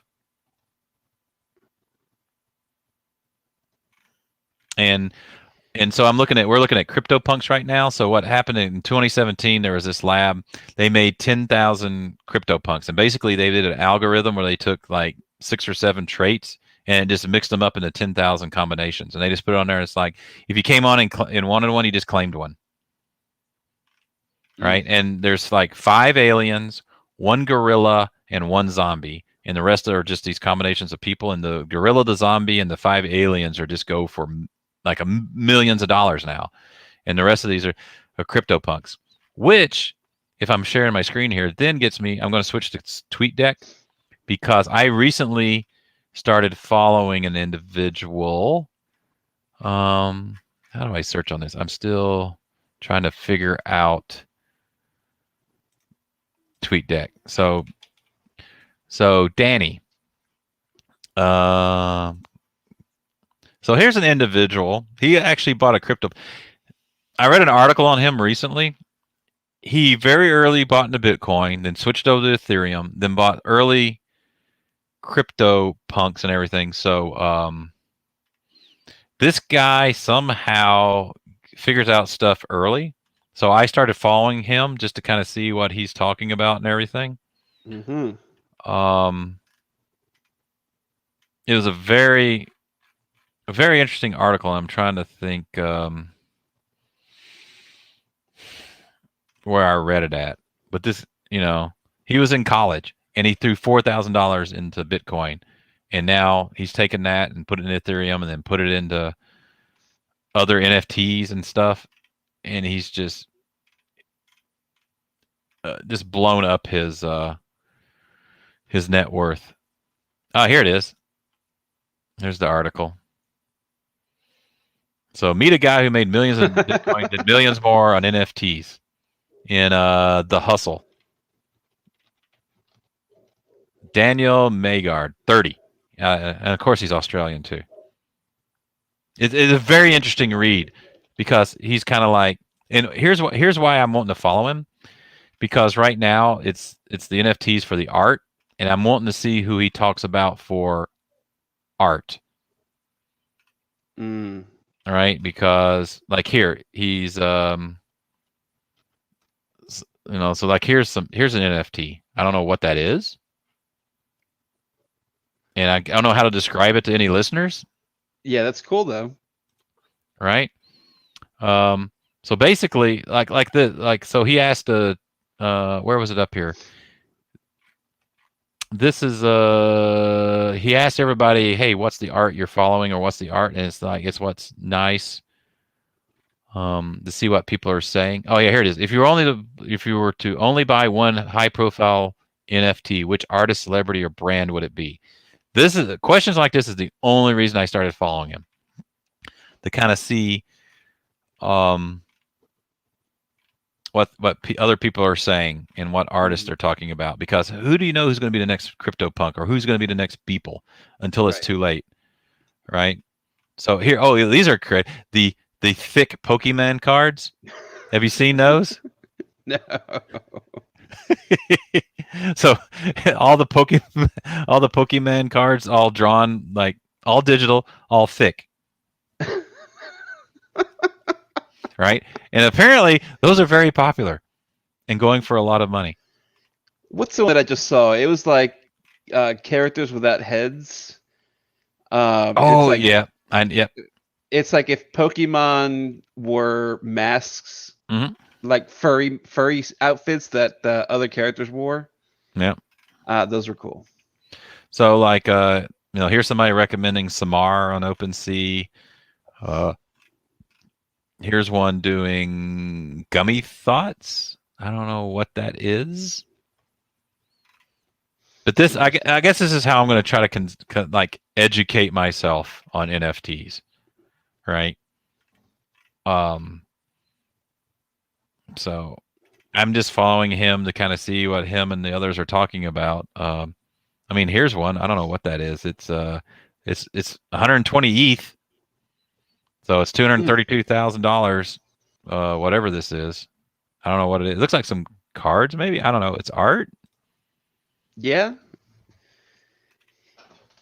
See, so I wouldn't purchase these, but if these were, like you said, somebody inking something or coloring something or original pages or things like that, then I'd be down for. Here's when they're talking about a Rarible. This is on Rarible, which I guess is another site. The Pablo Pikachu, which I guess you got to think about it. So it's like, who's the tech ones now? It's like the millennials and everything. And I guess their big thing was Pokemon. So you're seeing a Yep. lot of like Pokemon stuff. Yep. Um, but I just think there's a lot of opportunity for in the comic book. Like I was talking about the artist. It's like the NFT is them actually creating, not the final piece, but the act of creating the final piece. Whether it's writing, or drawing, inking, coloring. Imagine that you had a three-part NFT: an NFT for the drawing, an NFT of the inking, and an NFT of the coloring. Yep. Yep. I like it. So Let's begin wrapping up. I yeah, it's want getting late. let's give me like five. No, not five. That's too many. What are a couple of coins that you're looking at, just to step away from NFTs a little bit, I guess? Well, I A think couple you of coins that you think have a huge potential right now. I think you ought to base everything on Bitcoin. So Hmm. don't base it on US dollars. Anything Yep. you're looking at, base it on Bitcoin basis. But I'm big on ETH right now because I think they're going to be burning ETH. Yep. I like Algorand because it has a 7.5% interest rate. So I've bought some of Algorand is that. good. Yep. Yeah. And it's just adding at 7.5%. Um, you told me about Cosmic, so I'm looking at Cosmic because it's a 5%. 5%. Yeah. Cosmos. I can't Or remember the name Cosmo, of that's it. their. Yeah, Cosmos. Their token is called Atom. Yep. I've heard good things about Rook, but I haven't looked into it yet. And I've my old play back when I bought some Ethereum. After that, I bought some Stellar Lumens. I love stellar lumens, and they're so cheap right now. I know, and I used to have XRP, but then I started getting concerned because they got called up in front of the SEC Yep. on I don't. It wasn't fraud, but um, so there's this big discussion with cryptocurrencies whether they're a security or not, Yep. and it all depends on how they got stuff structured. And Ripple kind of is set up as a security, and so the SEC might regulate them. So I actually moved all my Ripple I had and bought more Stellar Lumens with it. Yep. Now, I've also been hearing that Stellar Lumens and Ripple and all that was back in the pump. I'm not going to pump's the wrong word. In the spike in cryptocurrencies back in 2017. And that was right around the ICO standpoint, and ICOs is initial coin offerings for people, and that's where these companies would sit there and say, hey, we got this great project and we're going to put these coins out, and if you buy these coins you buy into the project. And they were just basically pumping them up for financing. So they'd have this project white Yep. paper, they would do an ICO, make their money on the ICO, and then fold the company, and then it became a crap coin, which is the polite way of saying it. It became a shit coin, as they call it. Yeah. And so they're saying, and everything now that's going up are DeFi coins, and everybody's saying, oh, the coins from like 3 or 4 years ago, they're not going to do anything because they're not as modern as the new coins. But I still like Stellar Lumens. Yep. And I haven't dove enough into the DeFi stuff now to kind of know what the hot and upcoming coins are. I keep hearing about Aave. Is that it? Yep. Aave. Aave, it's not cheap. But Yeah, it's not cheap now. It was cheap, but it's not cheap now. Yep. Yeah, Aave is interesting. So there's let me give you in order from like easiest to get into right now to maybe less so. I already mentioned Decentraland. Their coin is Mana. It's kind of like the Earth 2 thing. They have this whole like VR game marketplace thing going on. And VR is not very big right now. But as more companies jump, but look, when Apple makes their AR headset next year, everyone's going to be in on this, right? Will they use the Mana token? I don't know, but you can get in on these tokens for like less than $1 a piece. There's a strong buy signal on it right now, so don't look at it today. Okay, when you look at these things, you got a trend like 5-year trend. Oh yeah, definitely. But everything's down today. But if you look at the trend, it's got really good potential. It just went on the upswing pretty recently. So I've got some Mana coins from Decentraland. I think there's a lot of potential on there for growth. One that I really like is Curve, which I mentioned. Curve is like basically tied to stable coins. So it makes it easier to do like instant transactions via mobile payments. And that coin is pretty cheap, and it's got really, really good upside potential on it as well. And just to mention, none of this is financial advice. We have to mention that. Yeah, lose your money however you want to lose the money. Yes. But this is not financial advice. Neither Dennis nor I nor anyone associated with us are financial advisors. So that one. Cosmos, you already brought up. Again, this coin's a little more expensive, but it's got really good potential, and the interest is pretty nice on it. I'm liking the interest coins, which is totally new to me in the past year, because it's better than anything else out there. And it's like, I've got my 401k and I throw my stocks and stuff, and there's some like, you're lucky to get like 5 or 6% on some of the stocks and anything. You're not going to get that in any savings account or bank accounts. So some of these coins that are offering 5%, 7.5%. Now that percentage is based on the coin itself, so that can still go up or down on the value of the coin. And obviously, with the higher interest rate, it's a higher risk. So, so I like those. I'm like super, super, super bullish on USDC. But it's a stable coin. Yes, it's a stable coin. However, it earns interest. Granted, it's only 0.15%, but that's what 10x what you get in a savings account. So you earn interest on it. It's tied to the dollar, so you buy it and it's worth exactly what you paid for it, plus your interest, and then you can easily convert it. Now, the reason I'm really bullish on it is because it's one of the big assets on Coinbase, and when Coinbase IPOs this year, Oh uh, yeah. USDC is going to be worth having. Aren't they Especially gonna? I think their valuation is like 35 billion.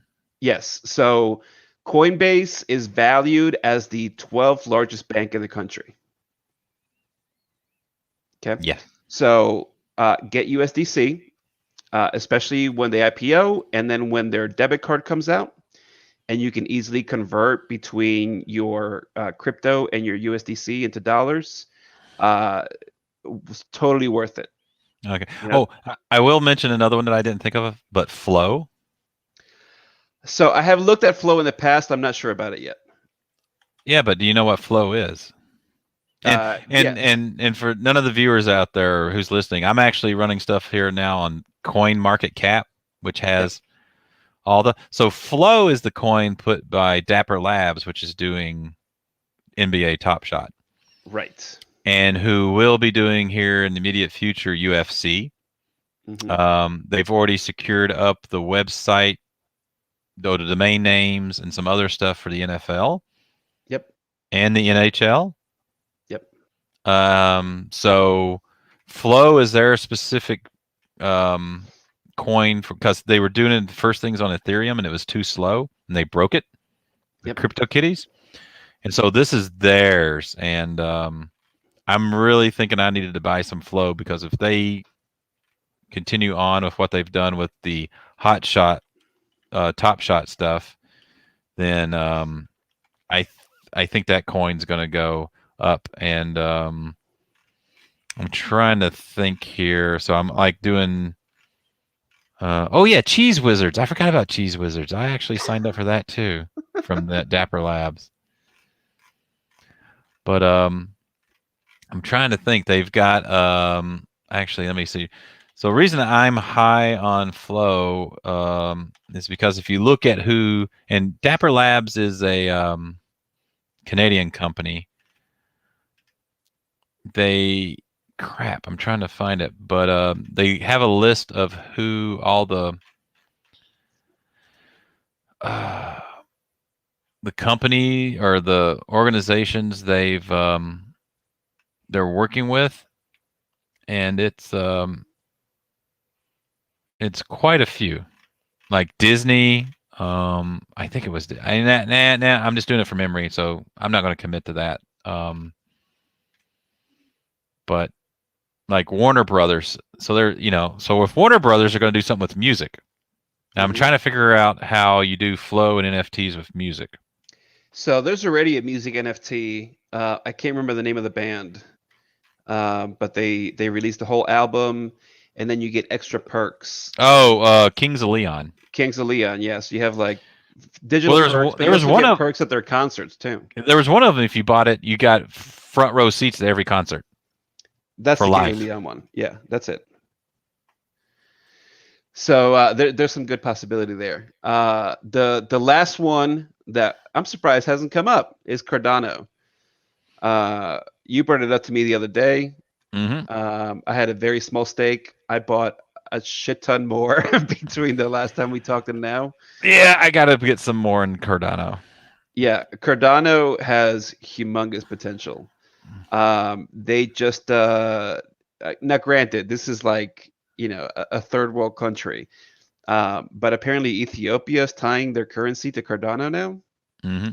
I think that news came out today, and a couple other things. So there's some really good growth potential, and I think the settlement time on Cardano is damn good. Um, especially, dude, like that's something that nobody talks about. Everyone thinks like you pay for something and money's instant. I mean, maybe like if you buy your groceries or whatever, but what if you have to transfer like 10 grand from savings to some other account to an investment account? The settlement time's like 3-4 days. You buy Well, something on a credit card, the settlement time's like 60 to 90 days. well, I mean that's where I first ran into Bitcoin because back in 2010 or 2011, I was participating in startup weekends, which I find Hmm. very fun. I didn't have any ideas. I just went to go participate. And the team I ended up on was a guy trying to promote Bitcoin. And the way we demonstrated it was in 2010 was like we instantly transferred like so much money to this guy in India, and he Yeah, transferred it back. And it was like instant. instant. Yeah. There was no wire transfers. There was no waiting or anything like that. Hmm. So, Yeah, I and think at the that time, settlement time's a little longer now. It's like 30 minutes, but I yeah, mean that's still instant compared to like real money, quote yeah, unquote. exactly. And I mean, and this was when it was like $5. I'm still kicking myself about that. Look, I could have bought Bitcoin at $1. Okay, so I don't want to hear it. My dumbass is Ah, like, yeah, this is stupid. you could have So mined it for anyways, cheaper than that, probably. probably, probably. So anyway, so I guess that's our cryptocurrency. So just here's what I wish I had time to do, because all these cryptocurrencies have white papers about what the company does, what the coin does, and everything. Mhm. And it's just like anything else. You need to go in and you need to find out what the company's doing, what the coin's supposed to promote, what's their philosophy, and if it makes sense to you, then invest in that. Yep. Because some of them you look at, they're just money schemes. There's just somebody wanting to take your money. Yep. Yeah, you want to make sure there's an actual product in the background. Yeah. Now What's the one that does the smart contracts? Oh, gee. I know Oh, ETH. Cosmos, right? It's Cosmos. I know Ether is smart contracts. Look, everyone should buy ETH. Oh, wait, I can't say that. I'm not a financial advisor. Not a Uh, financial advisor, I'm but I'm buying more ETH. my problem is I bought ETH so cheap. I just can't get my head around buying it at the price it's at now. Yeah, I know.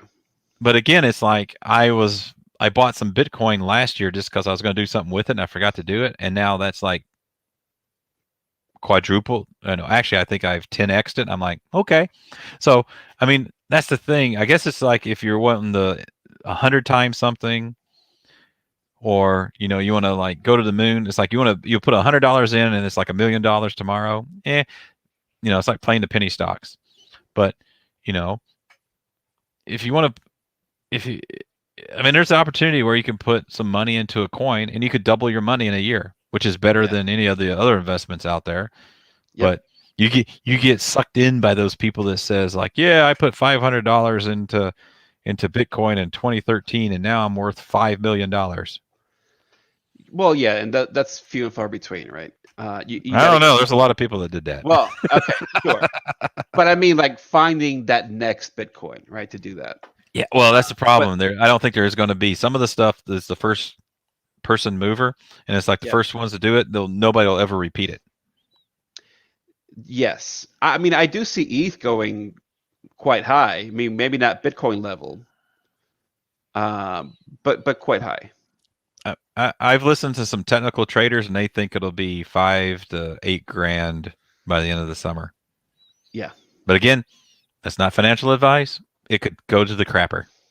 it could. Uh, I also want to say that I do own Dogecoin. I love it. Now, wait a second. Uh, Let me ask you this: so, if you have Dogecoin, do you get memes that nobody else can see? they should make a Dogecoin owner NFT. No, here's what I told my wife.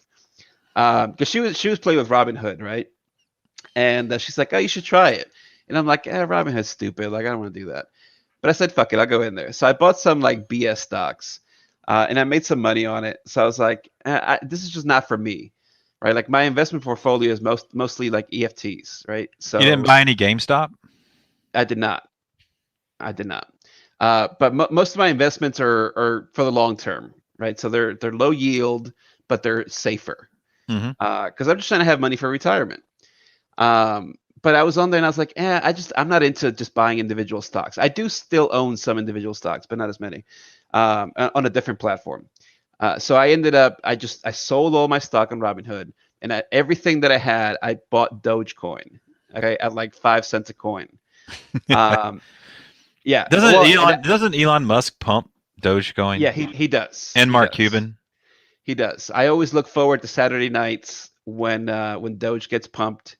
So I go on there, I wait till it hits like 7, 8 cents. I sell it. When it goes back down to 5 cents, I buy it all back. I've been doing this for like 2 months now, at a very nice profit. Is But it ever going to be like, to the moon like everyone says? Probably not.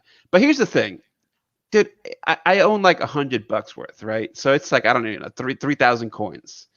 It's not a big investment. But the way that I look at it is, I can go like, a new Hearthstone expansion just came out, right? It cost me $50. I can spend $50 on Hearthstone and have a good time. What about like a comic, right? I spend $5 on a comic, I read it in 10 minutes, and then I probably don't read it again for years, right?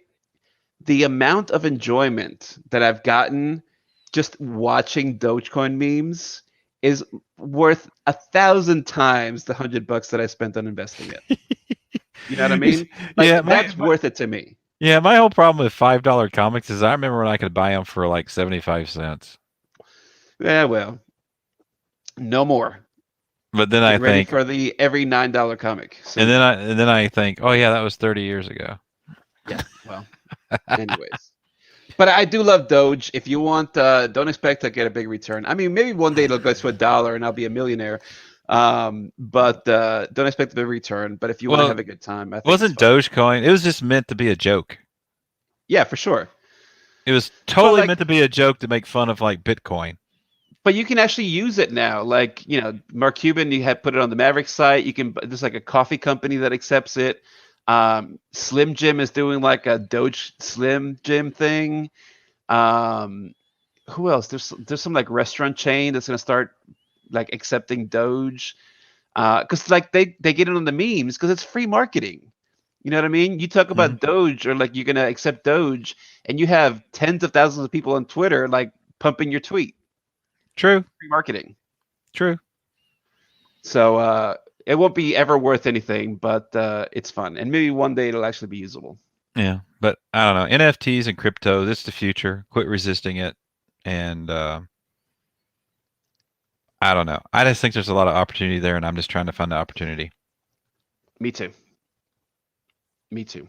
So, Let's wrap it up. all right. So, I don't know what we're going to call this. The best of the nerdy cryptocurrency NFTs. Crypto nerdies. So, I don't know. Maybe we'll have to do this again in a month and see where we are. Yeah, let's do that. By then, I'll mint my own NFT so I can talk about that. I think that'll be the interesting part about like how the on the creator side of it and Yeah. everything. And then maybe Dewan can like have a free night and come in and we can talk about our experience on doing NFTs with Top Shot and everything like that. I wish I could have shown some more about that because I think that could have gotten some details and everything because I actually sold some and it was interesting to go in to see like I sold it to a guy that then sold it and who then sold it and you can sit there and you can just I mean it's real interesting and everything like that and you can and they've got the some of the metrics and some of the sites so you can actually see the benefit of having an open ledger where you can see everything happening and what Yep. that does for marketplaces and transparency. Love it. So but anyway, so you can reach me at Inger or UT I'm at Geekvine. and that's our NFT show. Yeah. More soon. Bye bye.